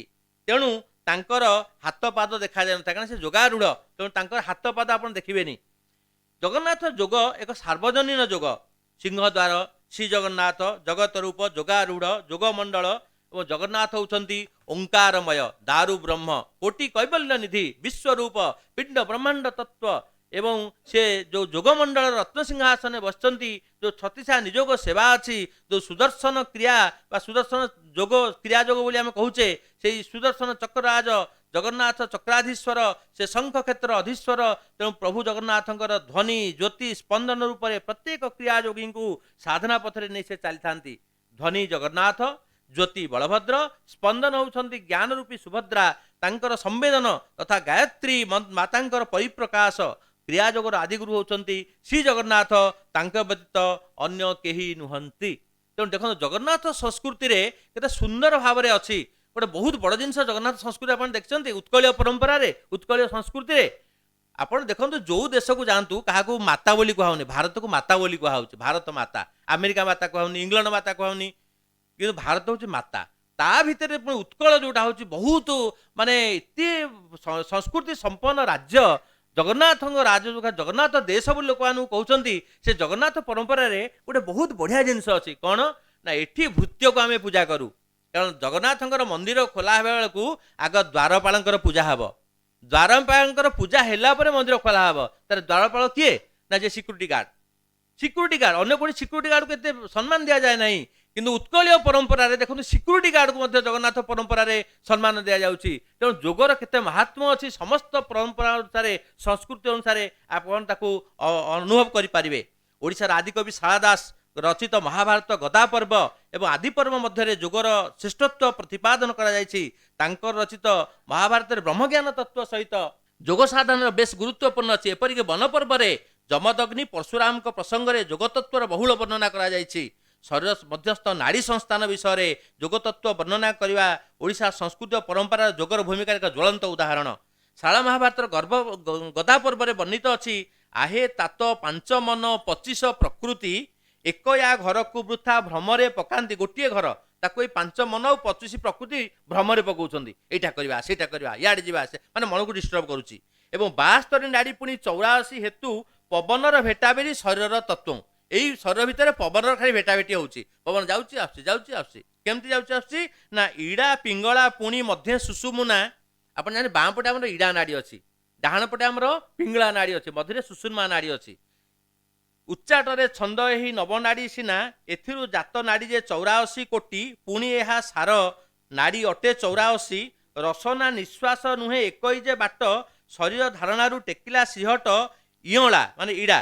ଏକାଳେ ଦେଲେ ଚନ୍ଦ୍ରମେଳେ କିଳା, ଅଗତି ଭାବକୁ ମଞ୍ଚ ନାଥ ଯେ ପିଙ୍ଗଳା। ଅଧୋବଦନକୁ ଜାଣି 4 ଗୋଟି ବକ, ସିହଟ ପବନ ଉଡ଼େ ଚନ୍ଦ୍ରର ଉଦେକ। ମାନେ ଏଇ ଯେଉଁ ଜିନିଷ ଗୁଡ଼ିକ ବହୁତ ଗହନ କଥା, ଏଗୁଡ଼ିକ ଯେଉଁଟାକି ଆମର ବର୍ତ୍ତମାନ PhD ତା ଉପରେ କରାଯାଉଛି। ତ ଦେଖନ୍ତୁ ଇଡ଼ା ଆଉ ପିଙ୍ଗଳା ଯେଉଁ ଦୁଇଟା ନାଡ଼ି ଅଛି, ଇଡ଼ା ନାଡ଼ି ବାଁ ପଟେ ଚନ୍ଦ୍ର ନାଡ଼ି, ବାଁ ପଟେ ପୁଡ଼ାରେ ସୂର୍ଯ୍ୟ ନାଡ଼ି ହେଲା ଆମର ପିଙ୍ଗଳା ନାଡ଼ି, ମଧ୍ୟରେ ହେଲା ସୁଷୁମ୍ନା ନାଡ଼ି, ଯାହାକୁ ଆମେ ବ୍ରହ୍ମ ନାଡ଼ି ବି କହୁଛେ, ତାକୁ ଡକ୍ଟରମାନେ କହୁଛନ୍ତି ସ୍ପାଇନାଲ କର୍ଡ। ଯଦି ସ୍ପାଇନାଲ କର୍ଡରେ ଟିକେ ପ୍ରୋବ୍ଲେମ ଆସିଗଲା ତାହେଲେ ଆମ ବଡିରେ ସବୁ ଡିଷ୍ଟର୍ବାନ୍ସ ଆସିଯିବ। ତେଣୁ ଆମର ସୁଷୁମ୍ନା ନାଡ଼ି, ସେଥିପାଇଁ କୁହାଯାଇଛି ଭଜନରେ ଅଛି, ସୁଷୁମୁ ନାଦୁଆରେ, ବଡ଼ ମାୟାବୀ ଜୀବ ନୁହଁ କାହାରି ଯେଉଁ ଲେଖିଛନ୍ତି, ସୁଷୁମୁ ନାଦୁଆରେ ରହିଲେ ନନ୍ଦ ଟାଚ। ସୁଷୁମ୍ନା ଦ୍ୱାରେ, ସୁଷୁମ୍ନା ନାଡ଼ି ଭଗବାନ ରହିଲେ, ସ୍ୱୟଂ ବ୍ରହ୍ମ ନିଜେ ରହିଲେ, ତେଣୁ ବ୍ରହ୍ମ ନାଡ଼ି। ତେଣୁ ସୁଷୁମ୍ନା ନାଡ଼ି, ତେଣୁ ଯଦି ଆମ ବାମ ନାସାରେ ବାମ ନାଡ଼ି ଆକ୍ଟିଭ ହେଲା, ଇଡ଼ା ନାଡ଼ି ଯେଉଁଟା ଆମେ ଚନ୍ଦ୍ର ନାଡ଼ି କହୁଛେ, ତାହେଲେ ଚନ୍ଦ୍ର ହେଲେ ଥଣ୍ଡା, ଆମ ଦେହରେ ଥଣ୍ଡା ବଢ଼ିଯିବ। ତେଣୁ ଛିଙ୍କ ହେବ, ଜ୍ୱର ହେବ, କାଶ ହେବ, ଯେଉଁ କରୋନା ଫରୋନା ଏସବୁ ଜିନିଷ ବଢ଼ିବ, ଥଣ୍ଡା ଜିନିଷ ଯେଉଁଟାକ। ଏବଂ ଯଦି ବାଁ ପଟେ ପୁଡ଼ାରେ ବେଶୀ ଶ୍ୱାସ ଗଲା, ପିଙ୍ଗଳା ନାଡ଼ି ଆମର ଆକ୍ଟିଭ ବେଶୀ ରହିଲା, ତାହେଲେ ଆମ ଦେହ ଗରମ ହେଇଯିବ, ମୁଣ୍ଡ ବୁଲେଇବ, ଚକ୍କର ଆସିବ, BP ବଢ଼ିଯିବ, ଏସବୁ ଜିନିଷ। ଦେଖନ୍ତୁ ରୋଗ ସହିତ ମଧ୍ୟ ଆମ ଶରୀର ତତ୍ତ୍ୱ କେମିତି ରହିଛି, ସମ୍ପୃକ୍ତ ଭାବେ ଜଡ଼ିତ। ଏଇଟା କେଉଁ ଯୁଗରୁ ମୁନି ଋଷିମାନେ କହିଥିଲେ, ତାକୁ ଆମେ ଆଜି ଉପସ୍ଥାପନା କରୁଛେ। ତେଣୁ ଯଦି ଆମର ବ୍ରହ୍ମନାଡ଼ି ଠିକ୍ ରହିଲା, ଅର୍ଥାତ୍ ଇଡ଼ା ପିଙ୍ଗଳା ସମାନ ଭାବେ ଶ୍ୱାସ ଚାଲିଲା, ଦୁଇ ନାସାପୁଟାରେ ସମାନ ଭାବେ ଶ୍ୱାସ ଚାଲିଲା, ତାହେଲେ ଦେଖିବେ ଆମର ସୁଷୁମ୍ନା ନାଡ଼ି ବା ବ୍ରହ୍ମ ନାଡ଼ି ଆକ୍ଟିଭ ରହିବ ଏବଂ ଆମକୁ କୌଣସି ପ୍ରକାର ଡିଜିଜ୍ ହେବନି। ଥଣ୍ଡା ହେଲେ ସିନା ଦେହ ଖରାପ ହେବ, ଗରମ ହେଲେ ସିନା ଦେହ ଖରାପ ହେବ, ଶରୀର ତାପମାନ ସନ୍ତୁଳିତ ରହିବ ଏବଂ ସାରା ଶରୀରରେ ଆମର ଯେଉଁ ବ୍ଲଡ୍ ସର୍କୁଲେସନ୍ ହେଉଛି ସେ ପୁରା ନର୍ମାଲ ରହିବ। ସାରା ଶରୀର ଭିତରେ ସମାନ ଭାବେ ରହିବା ଫଳରେ ଆମେ ପୁରା ସୁସ୍ଥ ରହିପାରିବା। ତେଣୁ ଆମେ ସେଥିପାଇଁ କରୁଛେ ଅନୁଲୋମ ବିଲୋମ ପ୍ରାଣାୟାମ। ଅନୁଲୋମ ବିଲୋମ ପ୍ରାଣାୟାମ କଲେ ଆପଣ ଇଡ଼ା ନାଡ଼ି, ସୁଷୁମ୍ନା ନାଡ଼ି ଏବଂ ବ୍ରହ୍ମ ନାଡ଼ି ଯେଉଁଟା କହୁଛେ ଏବଂ ପିଙ୍ଗଳା ନାଡ଼ି, ତିନିଟା ଯାକ ନାଡ଼ୀର ଗତି ସମାନ ରହିବ, ଯାହାଫଳରେ ଆମର କୌଣସି ପ୍ରକାର ପ୍ରୋବ୍ଲେମ ହେବନି। ସେଥିପାଇଁ ଦେଖନ୍ତୁ ଅନୁଲୋମ ବିଲୋମ ପ୍ରାଣାୟାମ ଯେଉଁମାନେ ଡେଲି 5 ରୁ 10 ମିନିଟ୍ କରୁଥିବେ, ଆପଣ ୱେଦର ଯାହା ହେଉନା କାହିଁକି ତାଙ୍କ ଦେହ କେବେ ବି ଖରାପ ହେବନି ଯଦି ସେମାନେ ନିୟମିତ ଭାବରେ ପ୍ରାଣାୟାମ ଅଭ୍ୟାସ କରୁଥିବେ। ତେଣୁ ଶାଳା ଭାରତରେ ମଧ୍ୟ ବର୍ଣ୍ଣନା ବହୁତ କଥା ଅଛି। ଏ ଯେଉଁ ଅର୍ଜୁନଙ୍କ ଲାଖ ବିନ୍ଧା ସେ ବିଷୟରେ ମଧ୍ୟ ବହୁତ ବଡ଼ ବର୍ଣ୍ଣନା ଅଛି। ଓଡ଼ିଶାର ସଂସ୍କୃତି ଓ ପରମ୍ପରା ମଧ୍ୟରେ ଠାକୁର ଅଭିରାମ ପରମହଂସଙ୍କ ରଚିତ କଳି ଭାଗବତରେ ମଧ୍ୟ ଯୋଗାସନ ତଥା ଯୋଗ ସମ୍ପର୍କୀୟ ଅନେକ ତଥ୍ୟ ନିହିତ ଅଛି। ତାଙ୍କର ରଚିତ ସାଧନା ସୂତ୍ର, ଅଜପା ସୂତ୍ର, ଜୀବ ପରମ ଭେଟ, ଶ୍ରୀମତୀ ଯୋଗାଭିସାର, ଶ୍ରୀରାଧା ଯୋଗ ଧ୍ୟାନ, ଯୋଗ ସାଧନାମୂଳକ ଅନେକ ଗ୍ରନ୍ଥରେ ଜ୍ଞାନ ଓ ଭକ୍ତି ଯୋଗର ତୁଳନାତ୍ମକ ସମୀକ୍ଷା ସହିତ ଅଜପା ସୂତ୍ରରେ ପ୍ରାଣବାୟୁକୁ ନିଜ ଆୟତ୍ତାଧୀନ ରଖି ଯେଉଁ ପ୍ରାଣାୟାମ କଥା କହୁଛି, ହୃଦୟସ୍ଥ ଷଡ଼ ଚକ୍ର, ଯେଉଁ 6ଟା ଚକ୍ର ଆମର ଅଛି ହୃଦୟ ମଧ୍ୟରେ, ଆକ୍ଚୁଆଲି 7ଟା ଚକ୍ର ଆମର ଅଛି, ଗୋଟେ ଚକ୍ର ସହସ୍ରାର ଚକ୍ର ଉପରେ ଅଛି, ଆଉ ବାକି ଯେଉଁ 7ଟା ଚକ୍ର, ସେଇ 7ଟା ଚକ୍ର ଆମର ହେଉଛି 7ଟା ଟ୍ରାଫିକ୍। ଧରନ୍ତୁ ଆମେ ଏଇଠୁ ବର୍ତ୍ତମାନ ସେକ୍ରେଟାରିଏଟ୍ ପାଖରୁ ଆମେ ଚନ୍ଦ୍ରପୁର ଯାଏ ଯିବା, ଆପଣ ଆସିଲେ ଗୋଟେ ଟ୍ରାଫିକ୍ ରହିଲା ଆପଣ ରବୀନ୍ଦ୍ର ରୋଡ଼ ପାଖରେ, ଆଉ ଗୋଟେ ଟ୍ରାଫିକ୍ ଆପଣ ମଝିରେ ରହିଲା, ଆଉ ଗୋଟେ ଟ୍ରାଫିକ୍ ଆଚାର୍ଯ୍ୟ ବିହାର ଛକରେ, ଆଉ ଗୋଟେ ଟ୍ରାଫିକ୍ ନାଲକୋ ଛକରେ। ଏ ଯେଉଁ ଟ୍ରାଫିକ୍ ରହିଛି ତା କାମ ହେଲା ସେଇ ଏରିଆକୁ ସେ କଣ୍ଟ୍ରୋଲ କରିବ। ସେମିତି ଆମର ଯେଉଁ 7ଟା ଚକ୍ର ଅଛି ସେ 7ଟା ଟ୍ରାଫିକ୍ ଭଳିଆ ରହୁଛି। ଏଣ୍ଡ ହେଉଛି ସହସ୍ରାର ଚକ୍ରରେ, ଆରମ୍ଭ ହେଉଛି ମୂଳାଧାର ଚକ୍ରରୁ। ତେଣୁ ପ୍ରତ୍ୟେକ ଚକ୍ରର କାମ ହେଲା ସେ ଏରିଆରେ ଯେତିକି ନର୍ଭ ସିଷ୍ଟମ୍ ଆମର ଅଛି ବା ଯେଉଁ କାର୍ଯ୍ୟ ହେଉଛି, ଯେମିତି ମଣିପୁର ଚକ୍ର ନାଭିରେ ରହୁଛି ତା କାମ ହେଲା ଡାଇଜେସନ୍ ସିଷ୍ଟମ୍କୁ ଆକ୍ଟିଭ୍ ରଖିବା। ଅନାହତ ଚକ୍ର ଆମର ହୃଦୟ ପାଖରେ ରହୁଛି, ସେ କାମ ହେଲା ଆମର ଶ୍ୱାସ ପ୍ରଶ୍ୱାସ କଣ୍ଟ୍ରୋଲ କରିବା, ଲଙ୍ଗସ୍ ଆଉ ହାର୍ଟକୁ। ତେଣୁ ଏମିତି ସବୁ ଚକ୍ରର ଗୋଟିଏ ଗୋଟେ ଅଲଗା ଅଲଗା କାମ ଅଛି। ତେଣୁ ସେ ସେୟା କହୁଛନ୍ତି ସହସ୍ରାର ଚକ୍ରରେ ପହଞ୍ଚି ପାରିଲେ ସ୍ୱୟଂ ପରମାତ୍ମାଙ୍କର ସାକ୍ଷାତ ହୋଇପାରିବ ବୋଲି ବର୍ଣ୍ଣନା କରିଛନ୍ତି। କିଏ? ଠାକୁର ଅଭିରାମ ପରମହଂସ, ବହୁତ ମହାନ ଯୋଗୀ ଥିଲେ ସେ ଆମ ଓଡ଼ିଶାରେ। ସେ ମଧ୍ୟ ଅଣସାଧନା ସଂହିତା, ଯୋଗାଭିସାର, ହଂସ ମିଳନ ଦେଖନ୍ତୁ, ହଂସ ଉପରେ ଗୋଟେ କଥା କହୁଛି, ଯେଉଁ କଥା କି अच्युतानंद दास भी कहते हंस खेलुछि रे त्रिकुट संधि रे रही हंस उड़ी गले भेड़ा बुड़ी जीव आउ न रहिबो केही। हंस कौन आम भावुँ हंस जे पानी पहने स्वान किंतु एक्चुअली सेटा नुहे हंस है हकारे बहिर्जाति सकारे वित्तेत्पन्न हंस हंसेण मंत्रण जीव जपति सर्वदा जीव जपति सर्वदा केते थर बहुत डॉक्टर मानक आम पचारू से तो कहीपर हंस अर्थ कौन ह माने हकारे बाहर को जाऊँगी आप श्वास ह आकार जाऊँगी जब श्वास नौ स आकार भितर जाऊँगी हाँ स एटा चली सब चलती आप शोई था बसी था जहाँ कर चलती केते थर जाऊँगी एवरेज प्रत्येक माने ह्यूमन बीइंग मनीष माने आम एवरेज नौचे 15 थर हंस हंस जपुचे आम एवं जदि 15 थर गोटे मिनिट आम कले ताले गोटे घंटा रोचे 900 थर एवं 24 घंटा रोचे 21,600 थर मैथमेटिकल कैलकुलेशन आम प्राण शक्ति जाऊँगी प्राणर शक्ति जाऊँगी तेणु 21,600 अजपा गायत्री जपुचे प्राण जाऊँगी आसुची जाऊँगी से कहुई आउ गए भजन अच्युतानंद कहते बाई मन रे बसी हंस को खेला सबू आम ओडिशा संस्कृति हंस उड़ी गले बुड़ीब भेड़ा बाई मन रे बसी हंस को खेला बाई मन रे तेणु यही सब जिनस गुड़िक आम संस्कृति परंपरा भितर रही तेणु हंस कौन आम जान नलु आम जानूँ कि प्राणायाम कले कौन हम आप श्वास को धीरे धीरे छाड़े आउ धीरे धीरे भरवे धीरे धीरे छाड़े या फल कौन ना प्राणर गति आमर कमिगला एवं कमिगला फल कौन हम ना नंबर ऑफ ब्रीदिंग आम कम होते कम हम आम अधिक दिन बंचा उदाहरण स्वरूप आम 15 थर सीना नौचे कि सबुठ कम श्वास नौ कईछ कईछ प्रति मिनिट रे मात्र 6 थर श्वास नौची आ 150 रु 200 वर्ष बंचु देखो इंद्रदुम्न पोखरी रे एवं आम जाइए नरसिंहपुर गोटे चंपेश्वर जगह अच्छी से गोटे योग क्लास खोलिक आसलु यही गत मसरे तो सही बड़ बड़ कईछ अच्छे एडे एडे कईछ अच्छे और 200 वर्ष अधिक बचुं से जहाँ आम बुझिलु से जेजेबापा जेजेबापा देखते तेणु देखूँ जो प्राणी कम श्वास नौची से बेसी दिन बचुची जे जल्दी जल्दी श्वास नौची कुकुर प्रति मिनिट से श्वास नौची 30 थर आ प्राणवायु के 10-12 वर्ष तेणु जो प्राणी कम श्वास नब से बेसी दिन बंचब आम मनीष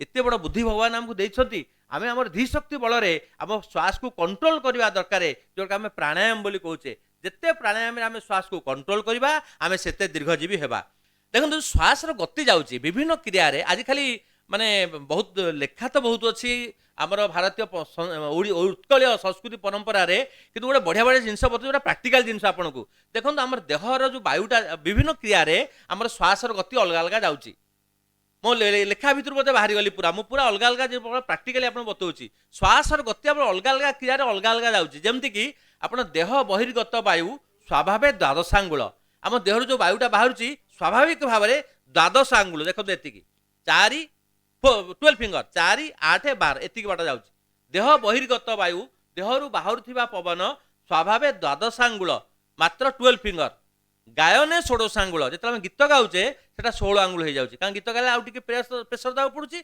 प्राणशक्ति आउटे अधिक हो जाऊँगी गायने षोडशांगुल भोजने विंशति तथा खाइला 20 माने 20 फिंगर हो जाऊँगी खाइला बेले भोजने विंशति तथा चतुर्विंश गुण पांथो जो आम वाकिंग करुचे वाकिंग कला बेले शेयर कला बेले आम 24 आंगुल जाऊँगी चतुर्विश 24 वाकिंग कला बेले जल्दी जल्दी धई आम हो जाऊे चतुर्विंश गुण पांथो शयने 30 आंगुल शोला बेले 30 आंगुल हो जाऊँगी माने गति एत बार जाऊँ शोला देखते जोर श्वास पेट पड़ुवा उठुवा पेट पड़ुवा उठुवा तेणु शयने 30 आंगुल 37 शब्द मैथुने जो सेक क्रिया करा जाए से 36 आंगुल श्वास गति करे व्यायामीच तत्वधिक दौड़ा आम आहरी अधिक हम तेणु जिते वायु आमर जीव शरीर भितर से प्राणशक्ति क्षय हो तो मनुष्य मैंने दौड़ा दौड़ी करुनथिले से माने व्यायाम करुनथिले डियाँ डिं कर जगिंग फगिंग करुनथिले से गोटे जगह ध्यान करी गोटे गछ मूल धीरे धीरे श्वास छाड़ुथिले भरुथिले एवं तांकर जदि तांकर नाक आगे आप पाउडर थोइबे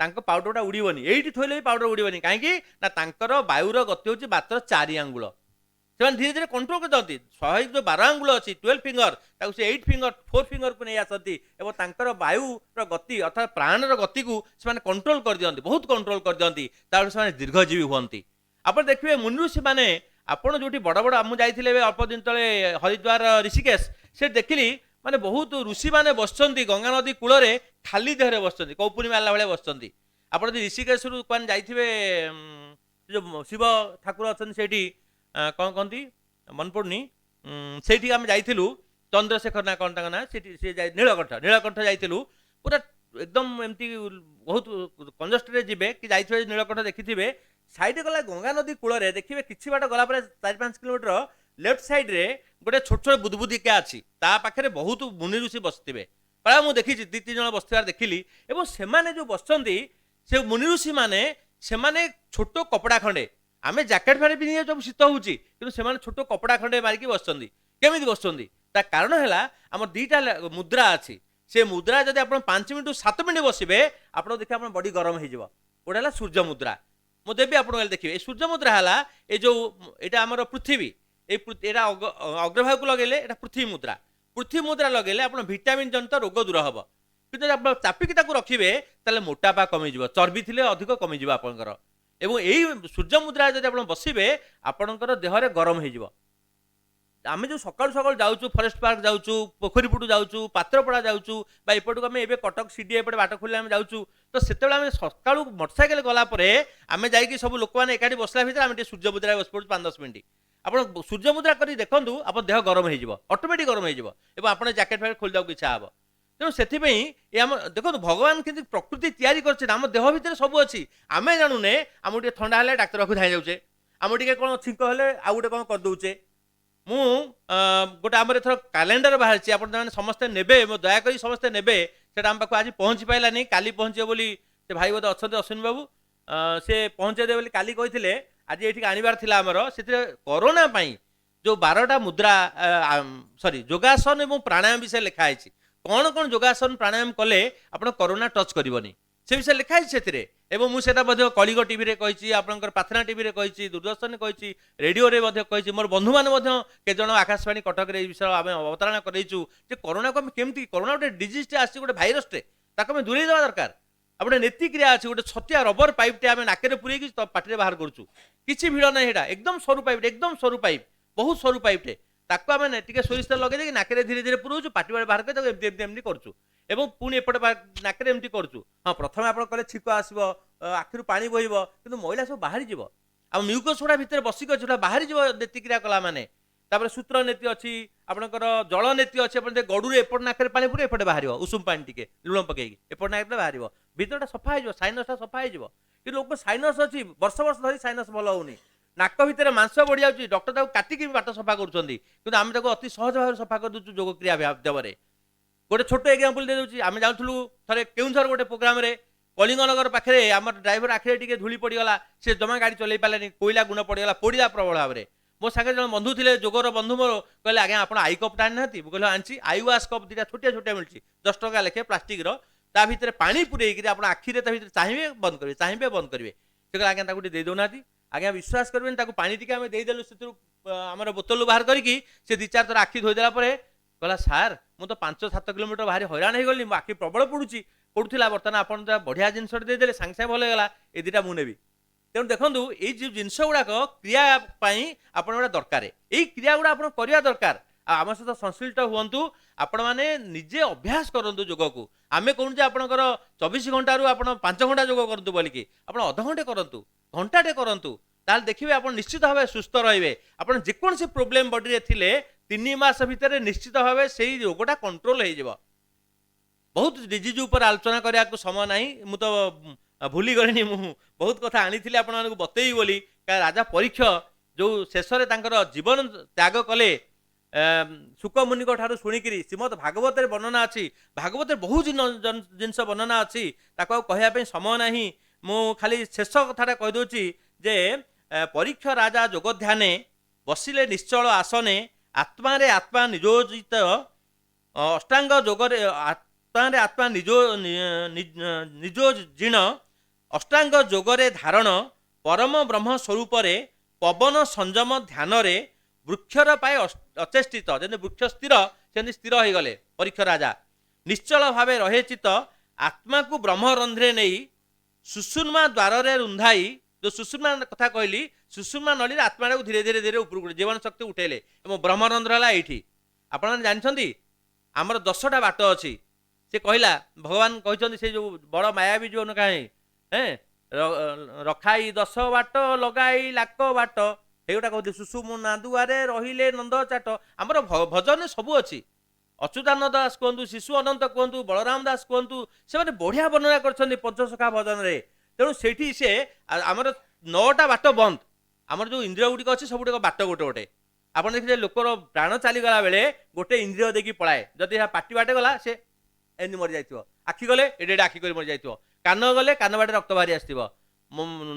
मलद्वार बाटे गले झाड़ा कर मूत्र बाटे परिस्रा कर गोटे आप जेनेल कथा देखी समाज में तेणु मुनि ऋषि मानकर कि इंद्रिय बाट देकी प्राण जाएनि कौ बाटे जाए ना तांकर दशम रंध्र देकी जाए दशम रंध्रटा बंद कौटी ना गोटे छोट पिला देखिए जदि कौन मिसक्यारेज होगला माँ मानकर जो पिला जदि मिसक्यारेज होगला 8-9 मासरे आपन देखिए तार मुंडटा खोला थी ये जगटा एवं जिते से जन्म नब ये जगटा पूरा पतला चमड़ाटे खाली थी मांस नदी पिंटे फोड़ कणा हो एवं धीरे धीरे एटा लगिज ये बाड़ातु जिते बड़ पथर बाड़ातु यहाँ भांगनी यहाँ हूँ बाट यहाँ 10म बाट भगवान देते धीरे धीरे बंद करदे यहाँ ज्ञानर बाट भगवान जीवन शक्ति देलापर बंद करदे एवं मुनि ऋषि मैंने कौन करती ध्यान बल मूलाधार चक्र तापर स्वाधिष्ठान चक्र मणिपुर चक्र अनाहत चक्र विशुद्धि चक्र आज्ञा चक्र देकी सहसा चक्र देकी आत्मा भेद कर जाए एवं से आत्मा जो जाए ऊपर को से आत्मार पुनर्जन्म नहीं आम कहते आत्मार पुनर्जन्म अच्छे कि आत्मार पुनर्जन्म नहीं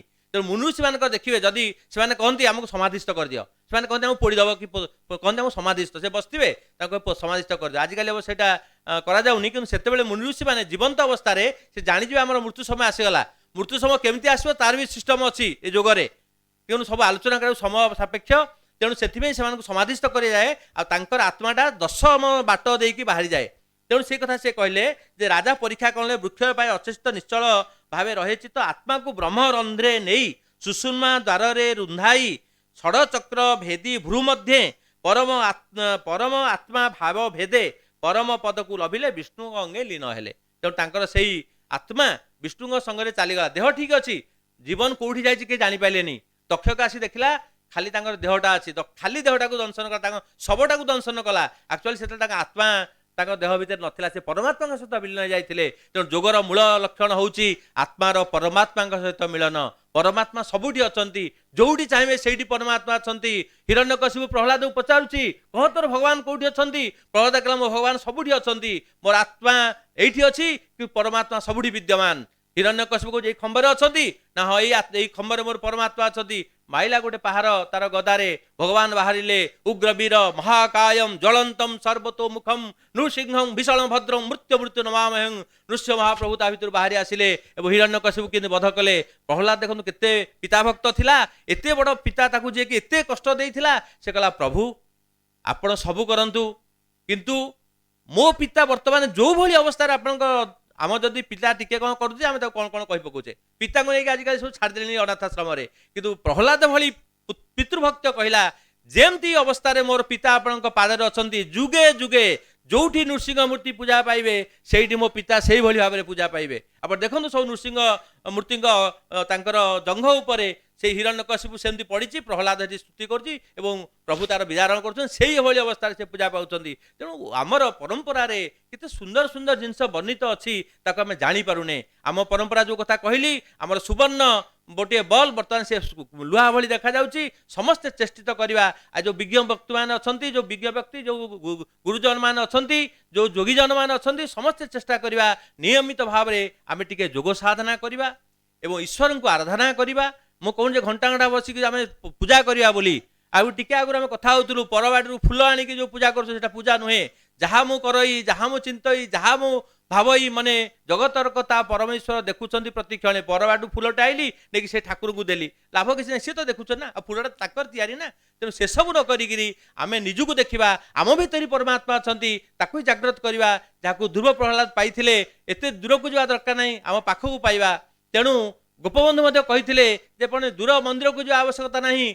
निज अंतर भगवान अच्छा तुम्हें ही देख तुम्हें प्रार्थना कर तेणु आम से जो गांधी गोपबंधु जड़े परम योगी थे आम ठीक से जड़े परम योगी हवा योगासन प्राणायाम ध्यान किसी सब अभ्यास करवा एवं जो मुद्रा गुड़िक आपको देवी ताको अभ्यास करूँ आउ अधिक जानापी आमको कंटाक्ट करूँ आपड़ चाहिए जब आप घर पाखे जाकर जोग शिखे पारू आम बहुत लोग ट्रिटमेंट करुँ पारालीसिस लोक भल कर पार्छु जोग मध्यम किंतु अभ्यास हम तेणु से तो भगवान कहते अभ्यास न वैराग्य तू कौंते हे कौंते अभ्यास द्वारा वैराग्य द्वारा हम आप वैराग्य बर्तमान आपण अच्छी कौन ना आप 2 घंटा घर छाड़ी आसे 3 घंटा है ଆପଣ ଜାଣିପାରୁନାହାନ୍ତି ଘରେ ଟିଭି ଚାଲିଛି ଟିଭି ଦେଖୁନାହାନ୍ତି ନ୍ୟୁଜ୍ ପେପର ଦେଖୁନାହାନ୍ତି ପିଲା କ'ଣ ଆସି କହୁଛି କହୁନାହାନ୍ତି ମ୍ୟାଡ଼ାମ୍ କ'ଣ କହୁଛନ୍ତି କି ସାର୍ କ'ଣ କହୁଛନ୍ତି ନା ବୁଝିପାରୁନାହାନ୍ତି କାହିଁକି ନା ଆପଣ ଗୋଟେ ବୈରାଗ୍ୟ କରିଛନ୍ତି ଆପଣ ଯୋଗୀ ଜନ ଏଇଟା ହେଲା ଯୋଗ ଏଇଟା ହେଲା ଯୋଗ ଆମେ ଯୋଉଠି ଏତିକି ସମୟ ରହିଲେ ଶୁଣିଲେ ଗୋଟେ ସତ୍କଥା ସତ୍ଚିନ୍ତା ଆମେ ଏଇଠୁ ଗୋଟେ ବର୍ତ୍ତମାନ ଆଜି ଆମେ ସମସ୍ତେ ଗୋଟେ ଆଲୋଚନା କରୁଛେ ସତାଲୋଚନା କରୁଛେ ତେଣୁ ଏଇଟା ହେଲା ଯୋଗ ତେଣୁ ସେଥିପାଇଁ ଭଗବାନ କହିଛନ୍ତି ଅଭ୍ୟାସ ଦ୍ୱାରା ଟିକେ ଟିକେ ଅଭ୍ୟାସ କଲେ ଯୋଗ ହେଇପାରିବ ହଠାତ୍ ହେଇପାରିବନି ଏବଂ ବୈରାଗ୍ୟ କରିକି ଆପଣମାନେ ଅର୍ଥାତ୍ ଘର ଟିକେ ଛାଡ଼ିବେ ଘରେ ବସିଲେ ହବନି ଲୋକ ଆମେ ଟିଭି ଦେଖି ଯୋଗ କରୁଛୁ ନା ହେଇପାରିବନି ଆପଣ ନିଜେ 5 ମିନିଟ୍ ହଉ 10 ମିନିଟ୍ ହଉ 15 ମିନିଟ୍ ହଉ ଘର ଛାଡ଼ି ବାହାରେ ଯେକୌଣସି ପାର୍କରେ ହଉ ବା ଆପଣ ଘର ଛାତ ଉପରେ ହଉ ବା ଯେଉଁ ଜାଗାକୁ କେହି ନ ଆସିବେ ଯେଉଁ ସମୟରେ ସମସ୍ତେ ଶୋଇଥିବେ ଯଥା କହିଲି ଜାନିସା ସର୍ବଭୂତାନାମ୍ ସେମିତି ଆପଣ ଯେତେବେଳେ ସମସ୍ତେ ଶୋଇଥିବେ ଆପଣ ବସି ଯୋଗ ଅଭ୍ୟାସ କରନ୍ତୁ ଦେଖି ଆପଣ ନିଶ୍ଚିତ ସୁସ୍ଥ ରହିବେ ଆନନ୍ଦରେ ରହିବେ ଆମର ଉତ୍କଳୀୟ ସଂସ୍କୃତି ପରମ୍ପରାରେ ସବୁ ଜିନିଷ ନିହିତ ଅଛି କେବଳ ତାକୁ ଜାଣିବାର ହେଲା ବୁଝିବାର ହେଲା ଏବଂ ତାକୁ କାମରେ ଲଗେଇବାର ହେଲା ମୋର ବକ୍ତବ୍ୟକୁ ମୁଁ ଏଇଠି ରଖୁଛି ଆଶା କରୁଛି जो जगन्नाथ परम परम परम कारुण्य आमर जगन्नाथ जी अच्छी आम जगन्नाथ को समस्ते पूजा करुचे से जगन्नाथ समस्त सहाय हूँ उत्कल भूमि में समस्ते जोगी हूँ एवं जोगी हवा फल आमर उत्कलर नुहे भारतर नुहे सारा विश्व मंगलमय उठू यही कामना करी मोर वक्तव्य को ये रखुची ओम पूर्णमद पूर्णमिदम पूर्णात् पूर्णम मुदच्यते पूर्णस्य पूर्णमादाय पूर्णमेवावशिष्यते ओम शांति शांति शांति ओम आमे बर्तमान आमर संपान सारिया शेष पर्यायर पहुँचीचे बर्तमान आमे आमर आज मुख्य वक्ता श्रीयुक्त महापात्र को आम धन्यवाद दौचु एवं विशेषकर आपण मैंने जो मैंने उपस्थित रही दीर्घ समय धरी 1.5 घंटार ऊर्ध्व समय धरी शुणी समस्त मत धन्यवाद देवी तेज आनुष्ठानिक धन्यवाद अर्पण करने श्री उपेन्द्रनाथ बेहरा को अनुरोध कर नमस्कार शुभ संध्या आज 58तम संस्कृत चर्चा संपन्न अवसर में भारतीय योग संस्थान ओडिशा प्रांतर मुख्य श्रीयुक्त सुरेश कुमार महापात्र महोदय ओडिशार संस्कृति और परंपरा जोगर भूमिका उपरे सारगर्भक गुरुत्वपूर्ण वक्तव्य रखिले तांकर बहुमूल्य समय दे यही कार्यक्रम में अंशग्रहण करिथिबारु श्रीयुक्त महापात्र महोदय को ओडिशा राज्य अभिलेखागार तथा ओडिया भाषा साहित्य और संस्कृति विभाग तरफ धन्यवाद अर्पण करुछि